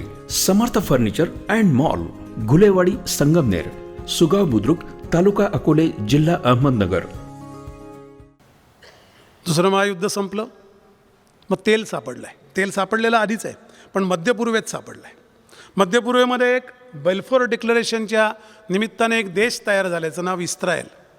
मी इस्रायलच्या विरुद्ध बोलतो आहे समजू नका, मी तुम्हाला घटना सांगतो आहे. मी कोणाच्याही विरुद्ध आणि कोणाच्याही बाजूने बोलत नाही आहे. मी जे घडलं ते सांगतो आहे आणि जसं वाचलं जो रेफरन्स आहे त्याचा रेफरन्स घेऊन सांगतो आहे. अफरातफर जी आहे ती, अफरातफरीला बाजू असते असं मलाच वाटत नाही, पण तुम्हाला तसं वाटू शकतं. अफरातफर असते, करणारे अफरातफर करणारे असतात. ते डावे असतात, उजवे असतात, आडवे असतात, तिरपे असतात, असं काही नसतं. ते नियंत्रकाच्या भूमिकेत असतात. बऱ्याच लोकांना हे पटत नाही की आमच्यावर कोणतरी नियंत्रक आहे. हे लोकांना आवडत नाही फिलॉसॉफी. बऱ्याच लोकांना, विचारवंतांना आवडत नाही, अनेक अर्थतज्ञांना आवडत नाही. असं काय एवढं ओपन जग आहे, इतकं मोकळं आहे, सोशल मीडिया अमुक आहे धमुक आहे, कसलं काय असं कोण नियंत्रण ठेवतं? नाही, पण घडतं ना. अचानक अफगाणिस्तानातून अमेरिका मागे जाते ना. ज्या तालिबान विरुद्ध 21 वर्ष आधी उतरली त्या तालिबानच्या हातात सोपवून निघून जाते ना. ओबामांनी 27 शांततेचे करार केल्यानंतर असा एक क्रॅकपॉट प्रेसिडेंट आणला जातो की जो वारंवार युद्धाच्या घोषणा करेल आणि वारंवार संघर्ष निर्माण करेल. हे घडतं, याचं काय करायचं? कोणीतरी विचार केल्याशिवाय घटना घडत नाहीत. अशा कोणतरी प्लॅन केल्याशिवाय काही प्रत्यक्षाला येत नाही. तसं ज्यांना वाटतं ते मग दैववादीच असले पाहिजेत आणि त्यांना वाटतं सगळं चाललं आहे ते परमेश्वर. म्हणजे हे अशी पण फिलॉसॉफी असू शकते, त्याला आपले काही ना नाही. त्या कॉन्फरन्समध्ये या 2 संघटना स्थापन झाल्या आणि या 2 संघटनांनी एक ठराव असा केला आहे की जगाचं एक चलन असलं पाहिजे. अर्थात ते करणं एवढं सोपं नाही आहे. चांदी प्रमाण, सोने प्रमाण, आधी चांदी प्रमाण मानलं होतं चलनाला, मग सोनं प्रमाण आलं. 1956 साली सोनं प्रमाण पण गेलेलं आहे.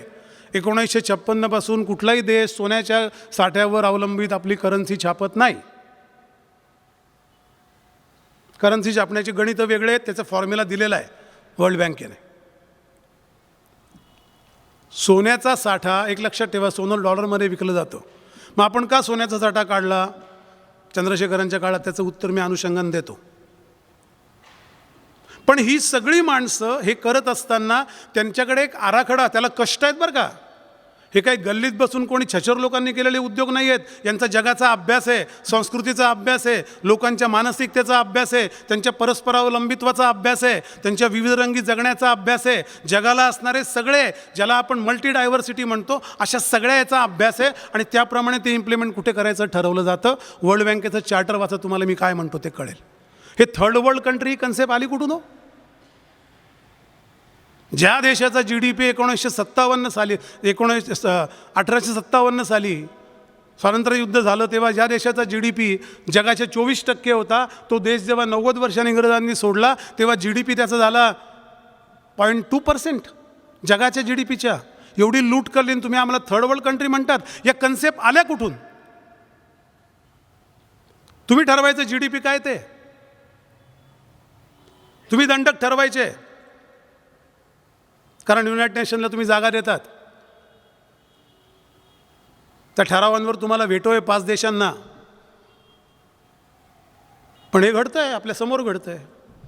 आपल्या एखाद्या दहशतवादाला दहशतवादी म्हणून जाहीर करायचे, पकडायची गोष्टच नाही, तरी एक देश त्याच्या विरुद्ध व्हेटो आणतो आणि त्याला डिक्लेअर करू देत नाही. ते मान्य करावं लागतं कारण त्याला नकाराधिकार आहे.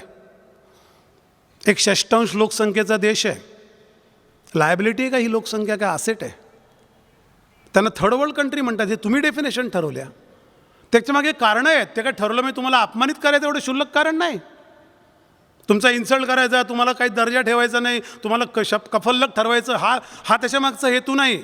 त्याच्यामागे एक योजना आहे, यांना असं करायचं, त्यांना तसं म्हणायचं. त्याचं कारण आर्थिक व्यवहार कुठे जास्त होतील तिथे लक्ष ठेवायला पाहिजे. त्या संस्थांनी काय मातेरी केलं, खरोखर रवांडा नावाची फिल्म बघा.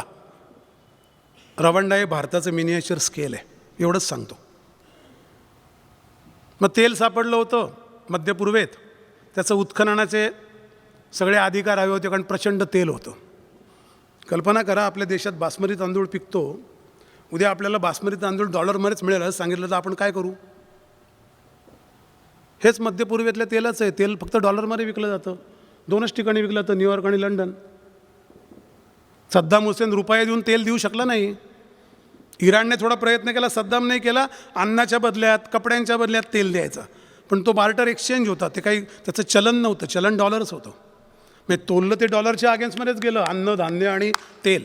त्याचं बेस करन्सी ते, म्हणजे माझ्या देशाची करन्सी या तुमच्या उत्पादनाचा मेजर कसा काय होऊ शकतो?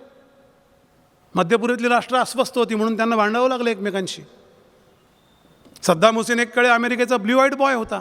मी अमेरिका म्हणतो तेव्हा अमेरिका म्हणत नाही, मी सूत्रधार म्हणतो, जे या पुस्तकातला एक भाग आहे. या पुस्तकाचे 3 भाग आहेत. एक घटनाक्रम आहे 104 वर्षाचा, एक त्या घटनाक्रमाला चालवणारे सूत्रधारांचा एक भाग आहे, आणि तिसरा भाग त्यांनी काय संरचना उभ्या केल्या आहे त्याच्याकडे मी येतो.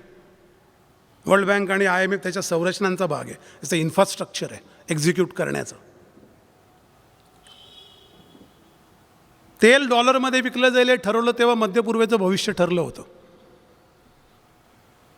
अमेरिकेच्या GDP पेक्षा अमेरिकेवरचं कर्ज जास्त असताना अमेरिकन डॉलर ही स्ट्रॉंगेस्ट करन्सी आहे, कारण ती जगातल्या सगळ्यात मोठ्या ट्रान्झॅक्शनशी जोडली गेली. त्याचं नाव तेल.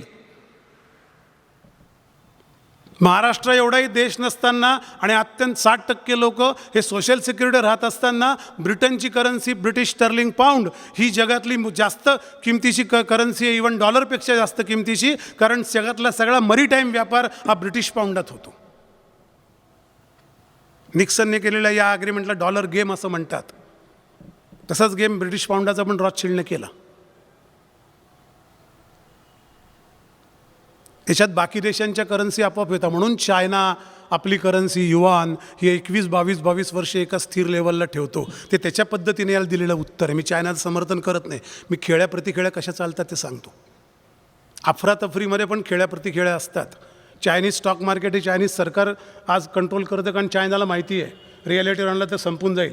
जॅक मासारखा माणूस जिथे ज्याचं अपहरण होतं तो कुठे गायब होतो कोणाला कळत नाही. ज्याने अलिबाबासारखी मोठी कंपनी उभी केली, अशा देशाला हे करणं भाग आहे, कारण तो त्या अफरातफरीच्या यंत्रणेचा एक भाग आहे.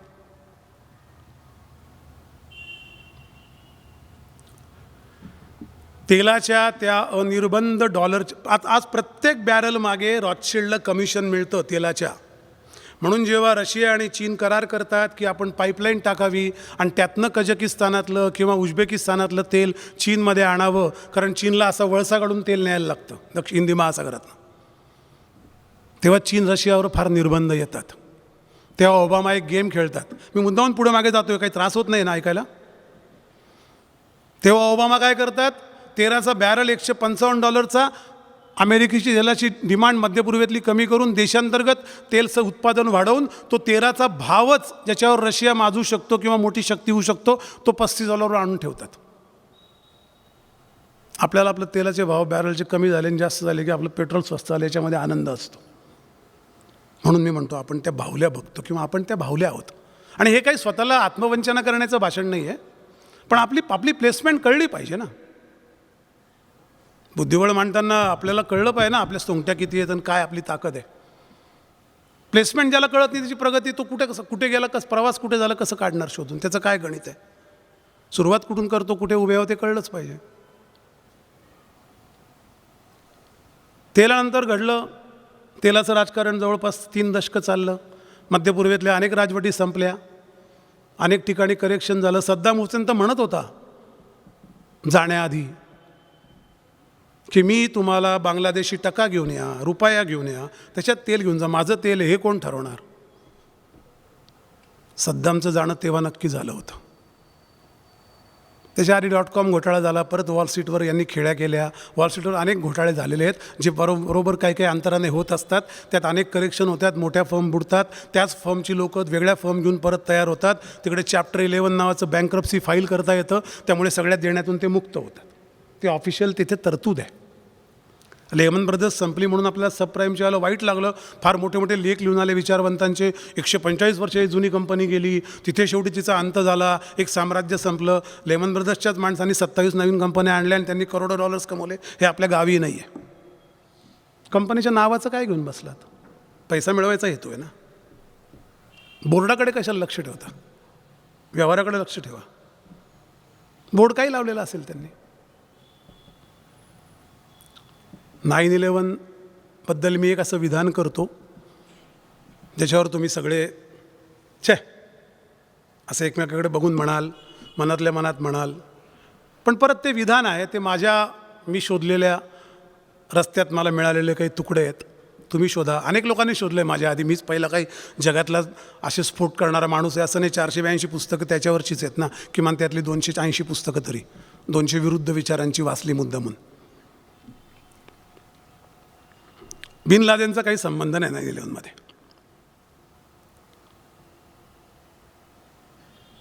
म्हणजे कशाला अफगाणिस्तानमध्ये आले? बिन लादेन 2012ला का मेला हो? 2001 नंतर 11 वर्ष कुठे होता तो? काही हजार सॅटेलाईट, स्पाय सॅटेलाईट ज्यांचे आकाशात फिरतायत त्यांना तो माहीत नाही कुठे येते. त्याला लपून ठेवल्यामुळे काय साध्य झालं? पहिल्याच फेरीत जेव्हा हल्ला केला 2001ला, अवघ्या 3-4 आठवड्यानंतर 9/11च्या अफगाणिस्तानमध्ये मुल्ला ओमरने त्याला लपवून ठेवलं. सांगितलं गेलं मुल्ला ओमर पाकिस्तानात पळून गेला, तालिबानचा त्यावेळेचा लीडर. तेव्हा बिन लादेनला सोपवणं काय शोधणं अवघड होतं? मारणं सोपं होतं? अवघड होतं? सहज मारता आलं असतं. बिन लादेन मेला असतं तर परत जायला लागलं असतं. 9/11चा सूर झाला म्हणून. पण टार्गेट सद्दाम होतं, बिन लादेन नव्हता. टार्गेट मध्यपूर्व होतं, तिथलं करेक्शन होतं. सद्दाम बिन लादेन नव्हताच. तो धागा होता एक, ते कारण होतं एक. बॉब वुडवर्ड नावाच्या लेखकाचं पुस्तक आहे, जो वॉल स्ट्रीटमध्ये व्हाईट हाऊसमध्ये काम करत होता. व्हाईट हाऊसपेक्षा कॅम्प डेव्हिडमध्ये काम करत होता. अमेरिकन अध्यक्षांच्या अत्यंत गोपनीय अशा एका कॅम्प डेव्हिड नावाचं ऑफिस आहे, जिथे सगळ्यात गुप्त डिसिजन, मसलती डिसिजन घेतले जातात. तिथे कामाला होता माणूस बॉब वुडवर्ड. त्याचं पुस्तक आहे अगेन्स्ट ऑल एनिमीज. त्यात त्याने दिलं आहे, अफगाणिस्तानमध्ये हल्ला केल्यावर 7व्या दिवशी अध्यक्ष बुश ओरडत आले. I was walking with Colin Powell, त्यावेळेचे अमेरिकेचे परराष्ट्रमंत्री. आम्ही कॉरिडॉरमध्ये चालत असताना ते ओरडले, लेट अस गेट सद्दाम. आम्ही दोघांनी एकमेकाकडे पाहिलं. सद्दामचा काय संबंध? आणि त्या दिवशी संध्याकाळी मीटिंगमध्ये ठरलं सुद्धा की सद्दामच्या मागे लागायचं. हे मध्य पूर्वेमध्ये एक ग्रेट युनॉन आराखडा म्हणून आराखडा आहे ग्रेटर इस्रायलचा. आणि 9/11 जर बिन लादेनने घडवलं नसेल, तुम्हाला आपली माहिती तीच आहे आणि माझी माहिती तीच होती. पण या सगळ्या 19 अतिरेक्यांचं यांच्या नावाने ही बिलं फाडली गेली. याचं एकाचंही CCTV फुटेज कसं नाही कुठल्याच विमानतळावर विमानात चढल्याचं? त्यांची एकाच्या नावाने तिकीट कसं काय बुक नाही? प्रवाशांची लिस्टमध्ये नाव कसं नाही? बरं, मी नाही, 250 इंजिनियर्स आणि आर्किटेक्ट अमेरिकेतले असं म्हणत होते की 107 मजली इतक्या उंच अशा 2 बिल्डिंगचा जेव्हा कोसळतं, विमानाची लांबी किती पंखांची? 190 फूट. ते घुसले कुठे? 80 आणि 90व्या मजल्यामध्ये. 7.1 रिश्टर स्केल भूकंप तक धरून राहणारी इमारत आहे. ती अशी उभी पत्त्यासारखी कसं काय कोसळते प्रत्येक मजल्यावर? कुठलेच अँगल, कुठलेच बार, कुठलेच स्टिफनर्स, कुठलेच कॉलम, कुठलेच बीम कसे काय शिल्लक राहत नाही? सगळ्यांचीच राख कशी होते? 1-1 फुटाच्यावर कुठला तुकडा शिल्लक का राहत नाही? याचं काही टेक्निकल उत्तर द्या, नाही तर आम्ही हे शिकलो फिजिक्स हा सगळा मूर्खपणा असं आम्ही म्हणू. त्यांनी मोर्चे काढले. मायकेल मूर नावाचा माणूस 9/11 फॅरेंट नावाचा पिक्चर घेऊन त्या वॉशिंग्टन डिसीमध्ये डोळ्याने पाहिला आहे मी. त्या गल्लीत तो एक गाडी असते ना आपली खाद्यपदार्थांची, इडली विडली आपल्याकडे जातं, अमेरिकेत पण तशाच गाड्या असतात. त्या गाड्यांवर करणं लावून त्या गाडीच्या टपावर बसून तो सबंध त्या अमेरिकन काँग्रेसच्या किंवा जे ते कॅपिटल हिल बिल्डिंग आहे त्या बिल्डिंगच्या आवारात ते करणं लावून ओढत होता, 9/11 nothing to do with bin Laden, 9/11 this is what happen, see Fahrenheit. आणि त्या मागच्या पडद्यावर तो फॅरनहीट पिक्चर कंटिन्यूअस दाखवत होता. हे दृश्य अमेरिकन लोकांनी पाहिलं, अमेरिकन प्रेसने पाहिलं आहे. त्याच्यावर चर्चा झाल्या आहेत. 32 माणसं मारली गेली आहेत 9/11 नंतर. मी मारली गेली आहेत म्हटलं, मेली नाही म्हटलं. ज्यांनी याच्या एन्क्वायरी लावल्या. वेळ संपलाय का? ज्यांनी याच्या एन्क्वायरी लावल्या त्यात 2 सिनेटर आहेत. त्यातला एक सिनेटर पायलट आहे. तो गोल्ड लेवलचा पायलट आहे. 4 सीटर विमानात त्याचं अचानक कोसळलं. आणि विमान कोसळल्याच्या आधी त्या भागातले सगळे रेडिओ सिग्नल सीज आहेत. ते म्हणजे कुठला मोबाईल फोन चालू नाही, वॉकी टॉकी चालू नाही, सगळे रेडिओ सिग्नल फ्रीज आहेत. ती फ्रिक्वेन्सी नोंदली गेली, एका ठिकाणी फ्रोझन आहे ती, जिथे ऐकू येणार नाही, त्या डेसिबलला आहे. ते डिटेल पुस्तकात आहेत सगळे. हे सगळं वाचताना असं वाटतं मग हे काय, हे मग काहीतरी उत्तर दिलं पाहिजे ना. मग असं उत्तर दिलं पाहिजे की त्या बिल्डिंगचा जो मालक आहे, ज्याच्या मालकीच्या बिल्डिंग होत्या, ज्याने त्या लीजवर केल्या होत्या, त्या माणसाने 8 दिवस आधी तो निघून का गेला तिथून? त्याने आपला विमा त्याच्या 1.5 महिना आधी $4 बिलियन इतका विमा का केला त्या बिल्डिंगचा, दोन्ही बिल्डिंगचा? त्या बिल्डिंगमध्ये असलेल्या इस्रायली 4 कंपन्यांनी आपले लीज तोडून आपले ऑफिसेस इथून का खाली केली? 9/11 ही अफरातफरीच आहे. एनरॉन ही अफरातफरी आहे. एनरॉन 9/11चा फार जवळचा संबंध आहे. आपला एनरॉनशी संबंध आहे म्हणून एनरॉन सांगितलं. त्या अफरातफरीशी आपला काही संबंध आहे समजू नका. आपल्यावर परिणाम झालेत ना एनरॉनचे. आपला परिणाम विजेचं युनिट किती इथपर्यंत झाला असेल, पण झाला ना. ती कंपनी जी आली, ती कंपनी कशी आली, काय त्याचा इतिहास वाचा. अजून एक टॉवर आहे 47 मजली, वर्ल्ड ट्रेड सेंटर नंबर 7. तो 4-5व्या दिवशी तो वेपराईज झाला आहे. तो एकदम समाप्त झाली ती बिल्डिंग, वाफ झाल्यासारखी कोसळली. तिथे कोणाची कार्यालय होती? तिथे सगळ्यात 4 मजले तिथे एनरॉनचे होते. काय झालं एनरॉनच्या कागदपत्रांचं? तो मॅकेलेझो, तो ले होता, तो त्याचा कोर्टात खटला चालू होता तेव्हा. तो बुशचा मित्र बुशची इन्व्हेस्टमेंट होती एनरॉनमध्ये. हे डॉक्युमेंट वॉल स्ट्रीटच्या त्या ट्रान्झॅक्शनमध्ये अवेलेबल आहेत. हे काही माझ्या ड्रॉवरमधनं मी कागद काढून तुम्हाला दाखवत नाही. मी मूळचा भारतीय, मी कुठला अमेरिकेतला. मी काय वॉल स्ट्रीटवर नोकरी पोटाचं काम केलं, पोटा पाण्याचं. तिथला काही सूत्रधार नाही आहे मी. पण याची उत्तरं मिळत नाही, त्याचं काय करायचं? ते प्रश्न उभे केले पाहिजे. नाही तर कसं काय व्हायचं? याची उत्तरं द्यावी. 9/11 कमिशनचा रिपोर्ट वाचला मी 2,500 पानाचा. ज्या माणसाने 9/11 घडवलं, ज्या अल-कायदाला त्याच्याकरता जबाबदार धरून तुम्ही अफगाणिस्तानमध्ये घुसलात, 21 वर्षाने बाहेर पडलात, त्या लादेनचं काहीतरी त्यात पाहिजे ना, सबस्टॅन्शियल डॉक्युमेंट. त्या 2,500 पानात कसं प्लॅन केलं, या 19 लोकांना ट्रेन कुठे केलं, ही कशी आली, त्रोटक आहे. बरं, लादेन आणला कोणी होता हो? अफरातफर याला म्हणतात. बाबर कमाल नावाचा माणूस रशियात, कम्युनिस्ट रशियाने जेव्हा अफगाणिस्तानात नेमला आपला राष्ट्रप्रमुख म्हणून, तेव्हा त्याला उचकवण्याकरता कम्युनिझमच्या नावाखाली जग संपून जाईल, कम्युनिझमच्या रेट्याखाली भांडवलवाद संपून जाईल म्हणून ज्या आरोळ्या अमेरिकेने उठवल्या किंवा या सूत्रधारांनी अमेरिकन प्रेसिडेंटच्या द्वारा, त्यांनी बिन लादेनच्या खांद्यावर शोल्डर मिसाईल दिलं ना. तो 55 मुलांपैकी एक मुलगा आहे त्याच्या बापाचा, ज्याने ती मक्केची मशीद बांधली लादेन कन्स्ट्रक्शनने. त्यातला सगळ्यात सुशिक्षित आणि हुशार मुलगा आहे. अमेरिकेतून हार्वर्डला शिकलेला आहे, लंडनमध्ये शिकलेला आहे. मुजाहिद्दीन त्याच्या गळ्यात कोणी मारले शोल्डर मिसाईल आणि करोडो डॉलर्स देऊन, बाबर करमाल जावा म्हणून. ते गेल्यावर सोडून दिलं. परत तिथे आलात तुम्ही सोडून दिलं. तालिबान मोठं झाला, रशिया गेला, तालिबान बसला. तालिबानला तुम्ही मोठं केलं. तुमचं 9/11 झालं, तुम्ही तालिबानच्या मागे लागलात. 21 वर्षे त्याला हाकलण्यात घालवलीत. $4 ट्रिलियन गेले अमेरिकेचे. ऑफिशियल आकडा, अनऑफिशियल माहीत नाही. सगळे कंत्राट अमेरिकन कंपन्यांकडे होते, हे लक्षात ठेवा. या सूत्रधारांच्या अजून एक खेळ्या आहेत, अजून एक दोरी आहे धर्मासारखी, ती म्हणजे MNCs.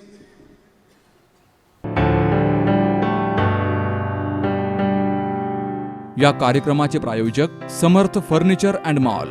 काय तात्या, पोरीचं लगीन ठरलंय? तिच्या संसाराला लागणारे भांडे कुंडे घ्यायचेत? काय रे मामा, भाचीला कपाट घ्यायचंय? काय आप्पा, पुतणीला फ्रीज घ्यायचाय? अगं बाई ताई, बहिणीला वॉशिंग मशीन गिफ्ट करायचं आणि आत्याबाईला फुईचीर म्हणून कुकर घ्यायचाय? अरा थांबा. खरेदीसाठी इकडं तिकडं धावपळ करू नका, चिंता सोडा आणि हे सगळं एकाच ठिकाणी खरेदी करा. काय कुठं? अहो, आपल्या वाल्मिकरावच्या समर्थ फर्निचर मॉल मध्ये सर्व प्रकारचे ब्रँडेड फर्निचर आणि विविध नामांकित कंपन्यांचे इलेक्ट्रॉनिक वस्तू आणि दर्जेदार स्टीलची भांडी, आकर्षक क्रॉकरीज, आता सर्व एकाच छताखाली, अर्थात समर्थ फर्निचर मॉल मध्ये. Samarth furniture and mall, Ghulewadi, Sangamner, Sugaon Budruk, taluka Akole, जिल्हा अहमदनगर. सगळेच MNCs खराब आहे असं माझं म्हणणं नाही, पण काही MNCs असे आहेत त्यांनी जगाचा आर्थिक भूगोल लिहायला घेतला आहे. आर्थिक भूगोल म्हणजे काय? एखादी एक कंपनी आहे मोठी, ती जर 10 देशात काम करत असेल तर तिला देशांच्या सीमा आहे त्यांचा भूगोल नसतो, त्याच्या आर्थिक भूगोलच्या सीमा मोठ्या असतात. आज जगातल्या 100 अर्थसत्ता काढल्या तर 45 कंपन्या आहेत आणि 55 देश आहेत. म्हणजे देशाचा GDP यांच्या भाषेत आणि कंपनीचा रेव्हेन्यू याची कंपॅरिझन करतायत. उत्पन्न, महसूल, त्याची यादी दिली पुस्तकात मी.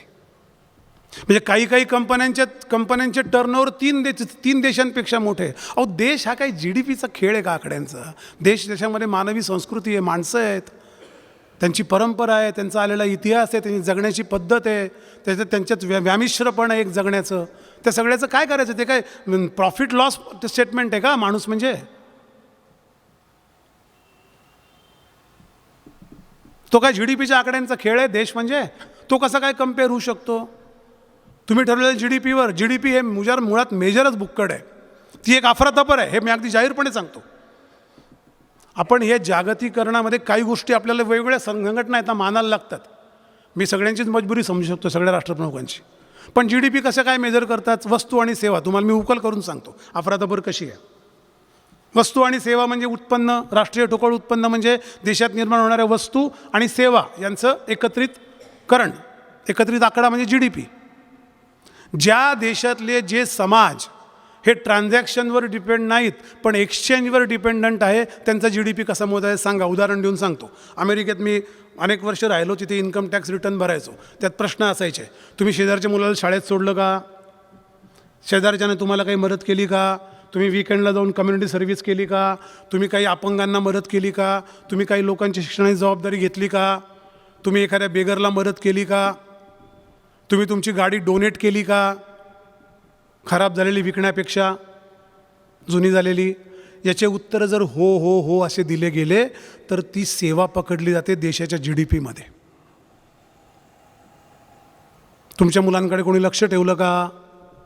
आता आपल्याकडे आजोबा नातीला सांभाळतो, ही काय चाइल्ड केअर सर्व्हिस आहे? शेजाऱ्याला घराकडे लक्ष द्यायला सांगितलं, ही काय सिक्युरिटी सर्व्हिस आहे? ड्रायव्हरला भाजी आणायला सांगितलं, ही कुठली सर्व्हिस आहे?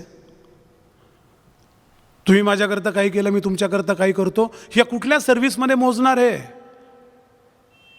आपला फॉर्म 100 पानाचा होईल, तो 22च पानाचा आहे. इतक्या गोष्टी आपण एकमेकाकरता करतो कारण समाज एक्सचेंजचा आहे, ट्रान्झॅक्शनचा नाही. हा फरक आहे. त्यामुळे समाज जसा असेल तसे मेजर पाहिजे, मेजरमेंटचे तशी त्याची गणना व्हायला पाहिजे ना. तुम्ही एक आपली फुटपट्टी घेता आणि प्रत्येकाला 30 लावतात, त्याच्यावर ठरवतात देश 3ऱ्या नंबरला का 4थ्या नंबरला. आणि आम्ही ऐकतो कारण आमच्या देशांतर्गत डिमांड तेवढी होत नाही. प्रश्न आज पडेल ना की आपण का बरं ऐकतो? त्याचं उत्तर सांगतो ना. इकॉनॉमी काय असतं? डिमांड आणि सप्लाय. डिमांड कशी डिफाईन होते? डिमांड गरज आणि क्रय शक्तीने डिफाईन होते. 138 कोटी लोकांना देशातल्या सारख्या गरजा आहेत. सगळ्यांना चांगलं खावंसं वाटतं, चांगलं राहावंसं वाटतं, चांगले कपडे घालावेसे वाटतात, चांगल्या प्रकारचं शिक्षण घ्यावंसं वाटतं. 40-42 कोटी लोक ते फक्त अफोर्ड करू शकतात. गरज सगळ्यांना आहे, क्रयशक्ती 40 कोटींना आहे. या दोघांचं बेरीज म्हणजे डिमांड आहे. म्हणून देशांतर्गत डिमांड तयार होत नाही. म्हणून आपण टेबलावर लायबिलिटीच्या साईडला बसतो, असेटच्या साईडला बसत नाही. जेव्हा डिमांड देशांतर्गत तयार होईल 130 कोटीची, जी अमेरिकेच्या 4-5-4.5 पट लोकसंख्या आहे, तेव्हा आपण वेगळ्या गेममध्ये उतरू. पण ती नाही आहे. कशी म्हणजे त्यामुळे त्याचा प्रभाव नाही, कारण मेजर वेगळे आहेत. तसे शिक्षणाला झालं ना, आपल्या आकलनापेक्षा मेमरीवर शिक्षण आहे. 35% पास, ऑब्जेक्टिव्ह प्रश्न आठवलं तेवढं लिहिलं, ज्ञान काय माहीत नाही. मेजरच बदलून टाकलं. टर्फ हॉकीचं काय झालं? ध्यानचंद विदाऊट बुटाचे हॉकी खेळले, 8 ऑलिम्पिकचे मेडल आहेत, गोल्ड मेडल. नियम बदलून टाकला, टर्फ आले, ॲस्ट्रोटर्फ. युरोपमध्ये 400 ॲस्ट्रोटर्फ आहेत, तेव्हा भारतात 2 ॲस्ट्रोटर्फ आहेत. कसे काय हॉकीपटू खेळतील आपले? तुमच्या मेजरने मला जगायला लावून मी कमी आहे तुम्ही मला सांगता, हा तुमच्या आर्थिक राजकारणाचा भाग आहे. मी ऐकतो, कारण दुबळा माणूस ऐकतोच, अर्थस्थ पुरुषोदासा. त्यामुळे हा GDP आपला असा होऊ शकत नाही. पण ते मेजर लावून तुम्ही अनेक देशांना थर्ड वर्ल्ड राज्य वगैरे म्हणून हे करतात. तर या सगळ्या अफरातफरीची पाळंमुळं ही त्या सूत्रधारांच्या हातात आहे. आता ते 3 लोक आहे 4 लोक आहे असं कसं शक्य आहे असा प्रश्न तुम्हाला पडू शकतो. पण ते 3-4 नाही आहेत. त्यांची MNC नावाचा एक दौर आहे, मी सांगितलं तसं. आर्थिक भूगोलाची एक रचना आहे. जागतिकीकरण हा एक अजेंडा आहे. अहो, आमची जर मसाले त्यावेळेला इराणमध्ये जात असतील, इराणचं रेशीम इथे येत असेल, त्याच्यापेक्षा वेगळं जागतिकीकरण काय असतं? तुम्ही काय डिफाईन करता? नवीन नवीन तुमचे यार्डस्टिक.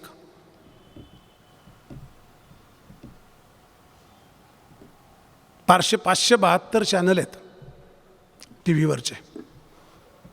468 चॅनलची मालकी काही विशिष्ट ग्रुपकडे आहेत. हे सगळे या सूत्रधारांशी जोडलेले आहेत. तुमच्या घरात काय बातम्या हे पण ठरलेलं असतं. सोशल मीडिया आल्यानंतर आपण टी व्ही पाहणं बंद केलं, बऱ्याच लोकांनी बातम्या पाहणं. याचं कारण कळतं ना तुम्हाला. पारदर्शकता आली की जातं ते. अजेंडा मीडिया चालवता येत नाही, पण तो चालतो जगात.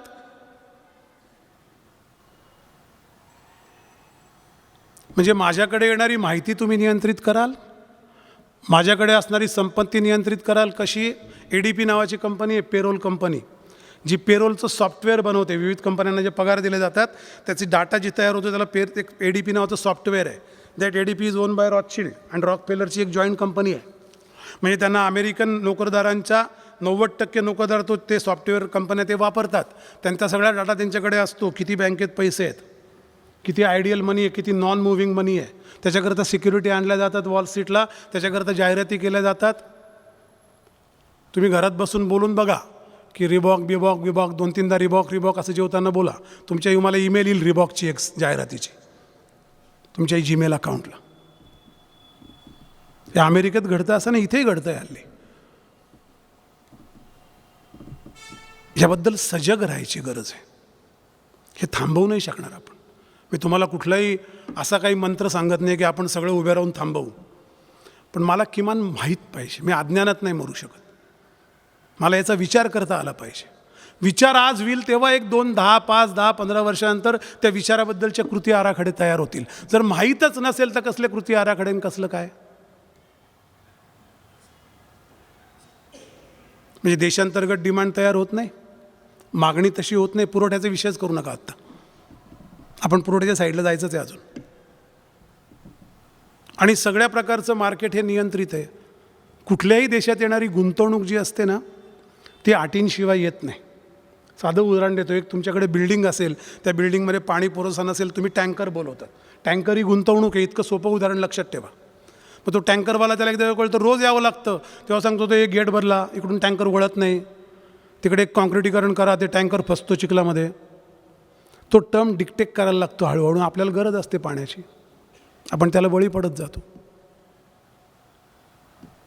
असं म्हणतात ना की यार सावकार असेल आणि त्याने एखाद्याला कोणाला 1 कोटी कर्ज दिलं असेल तर तो कर्जदार जिवंत राहावा ही सावकाराची गरज बनते. हे कधी कुठल्या साईडला झुकेल माहीत नसतं. अर्थकारण फार विचित्र गोष्ट आहे. त्याचा सततचा मागोवा घेत बसायला लागतो. तर अशा अनेक नेपोलियनच्या काळापासून ते आत्तापर्यंत. आणि आता त्या गातसूत्र पुस्तकाचं इंग्रजी संपवताना मी कोरोनावर संपवलं आहे, कारण कोरोना आणि टायटॅनिक हे 2 करेक्ट डिझास्टर आहे. ट्रम्प सत्तेवर येण्याच्या हालचाली एक डिझास्टरच होत्या. ट्रम्प डिझास्टर आहे असं माझं म्हणणं नाही. म्हणजे ट्रम्पच्या विरुद्ध मला पर्सनली काही बोलायचं काही कारण नाही, माझा काही संबंध नाही. पण ट्रम्पला सत्तेवर याच्याकरता आणलं गेलं ते डिझास्टर होतं, म्हणून ते ट्रम्पला संपवलं होतं मी. आता ते पुढे करोनाला संपेल, कारण ते सगळ्यात मोठं डिझास्टर आहे.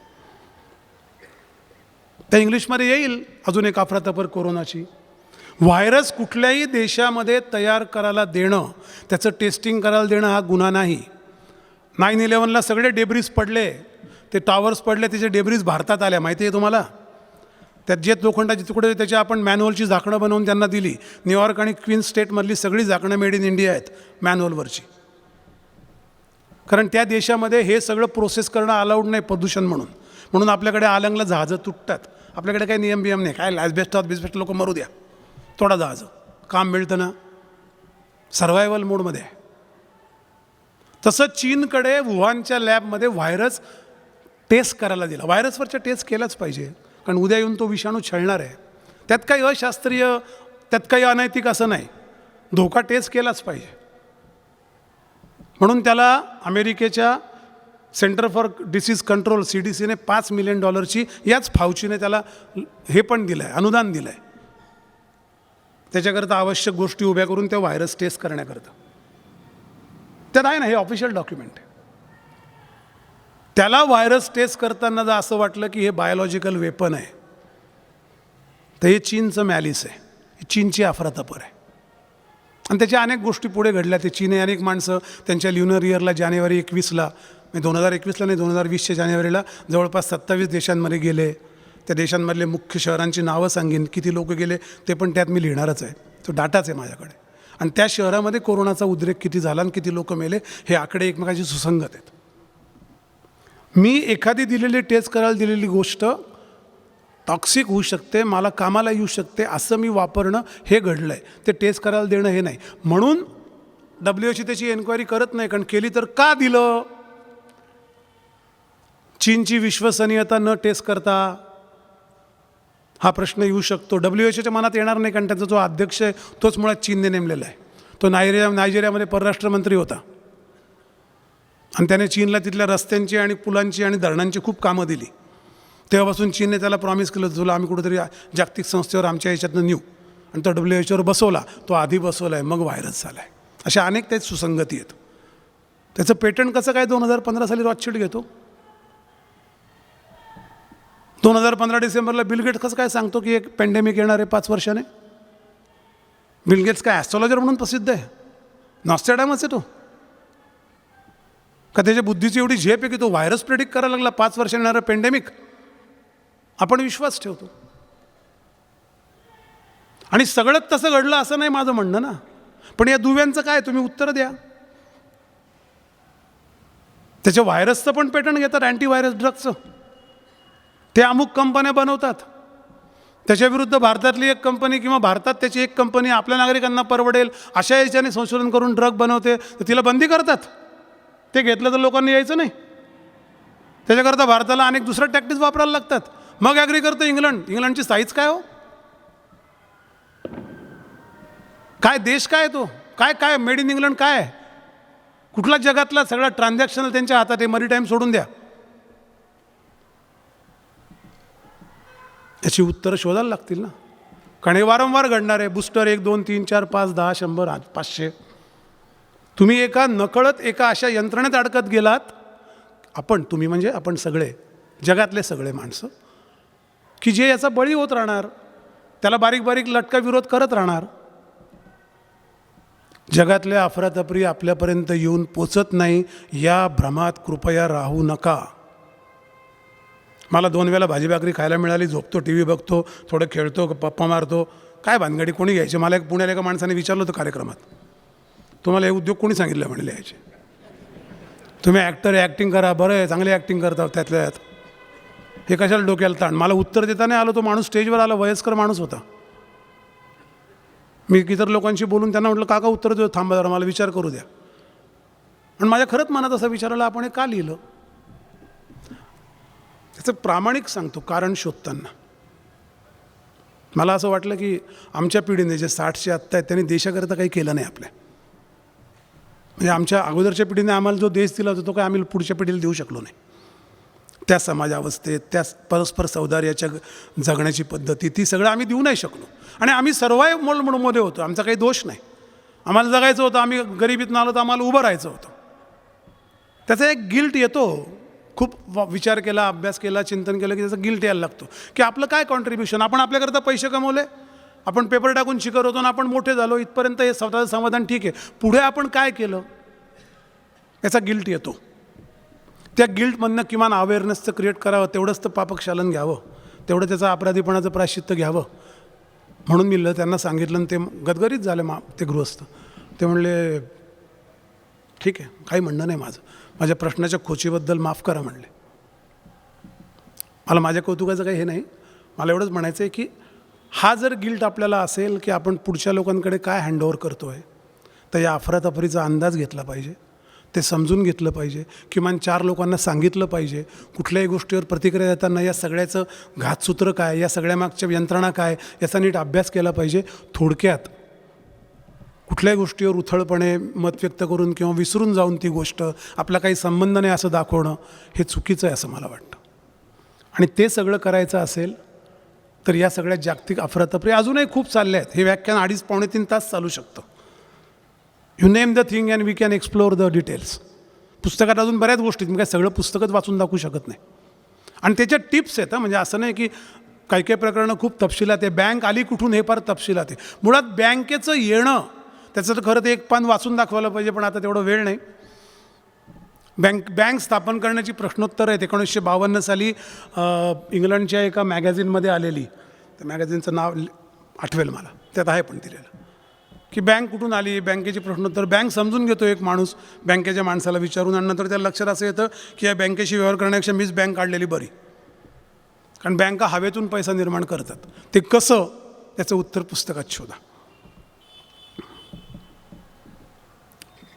जागतिक अफरातफर आपल्यापाशी संपणार आहे, आपल्या दाराशी येणार आहे, किंबहुना ती आलेली आहे.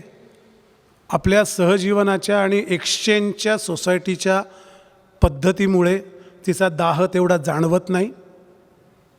एकमेकांच्या डोळ्यात बघून जगण्याची सवय असलेल्या माणसांना जग दिसत नाही. ते चुकीचं आहे असं मी म्हणत नाही, तो आधाराने जगणाऱ्या माणसांना. पण एक दिवस ज्याचा आधार घेऊन आपण उभे असतो तेच सगळं कोसळतं. त्याबद्दल सजग असलं पाहिजे, त्याचं चिंतन केलं पाहिजे, की किंवा विचार केला पाहिजे. विचार कुठल्याही दृष्टीने करा. असं काही नाही आहे असाही विचार करा, हरकत नाही. पण ते वाचून ठरवून मग विचार करा. पण ते आपल्याला घेरतं एवढं नक्की. हा भीतीचा विषय नाही, हा आकलनाचा विषय आहे. मी तुम्हाला घाबरवायला इथे आलेलो नाही. एखाद्या बँकेचा होणारा घोटाळा हा घाबरून जायचा विषय नाही आहे. त्या बँकेशी आपण संबंध ठेवताना काळजी घ्यावी याचा विषय असतो. एखाद्या रोगाचा विषय आपल्याला घाबरवण्याकरता नसतो. मी एका ठिकाणी सांगितलं होतं, फिअर आणि flu cannot go together. That's a disaster. That's a lethal thing. जर आपल्याला फ्ल्यू झाला आणि फिअर पण वाटली तर आपण मरणार. त्यामुळे फिअर न घेता त्याचं समजून घेणं. कारण शेवटी मनाची ताकद अमर्याद आहे, विचाराची ताकद अमर्याद आहे. आपण आपल्या आयुष्यात आपला ब्रेन 3% सुद्धा वापरत नाही. तो आपण माणूस म्हणून वापरला पाहिजे. कारण ज्याच्याकडे बुद्धी आहे, प्रज्ञा आहे, ज्याच्याकडे विचार करण्याची पद्धत आहे, त्याच्यावर सगळं जग अवलंबून आहे. जगाचे तोल अवलंबून आहेत. ते ढासळू द्यायचे नसतील तर आपल्याला हे कळलं पाहिजे.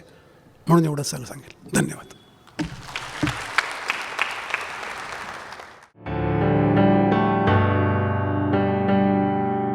या कार्यक्रमाचे प्रायोजक समर्थ फर्निचर अँड मॉल. काय तात्या, पोरीचं लगीन ठरलंय?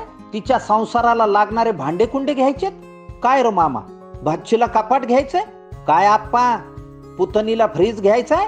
अगं बाई ताई, बहिणीला वॉशिंग मशीन गिफ्ट करायचं आणि आत्याबाईला फुईचीर म्हणून कुकर घ्यायचाय? अरा थांबा. खरेदीसाठी इकडं तिकडं धावपळ करू नका. चिंता सोडा आणि हे सगळं एकाच ठिकाणी खरेदी करा. काय कुठं? अहो, आपल्या वाल्मिकरावच्या समर्थ फर्निचर मॉल मध्ये सर्व प्रकारचे ब्रँडेड फर्निचर आणि विविध नामांकित कंपन्यांचे इलेक्ट्रॉनिक वस्तू आणि दर्जेदार स्टीलची भांडी, आकर्षक क्रॉकरीज आता सर्व एकाच छताखाली, अर्थात समर्थ फर्निचर मॉल मध्ये. Samarth furniture and mall, Gulewadi, Sangamner, Sugaon Budruk, taluka Akole, जिल्हा अहमदनगर.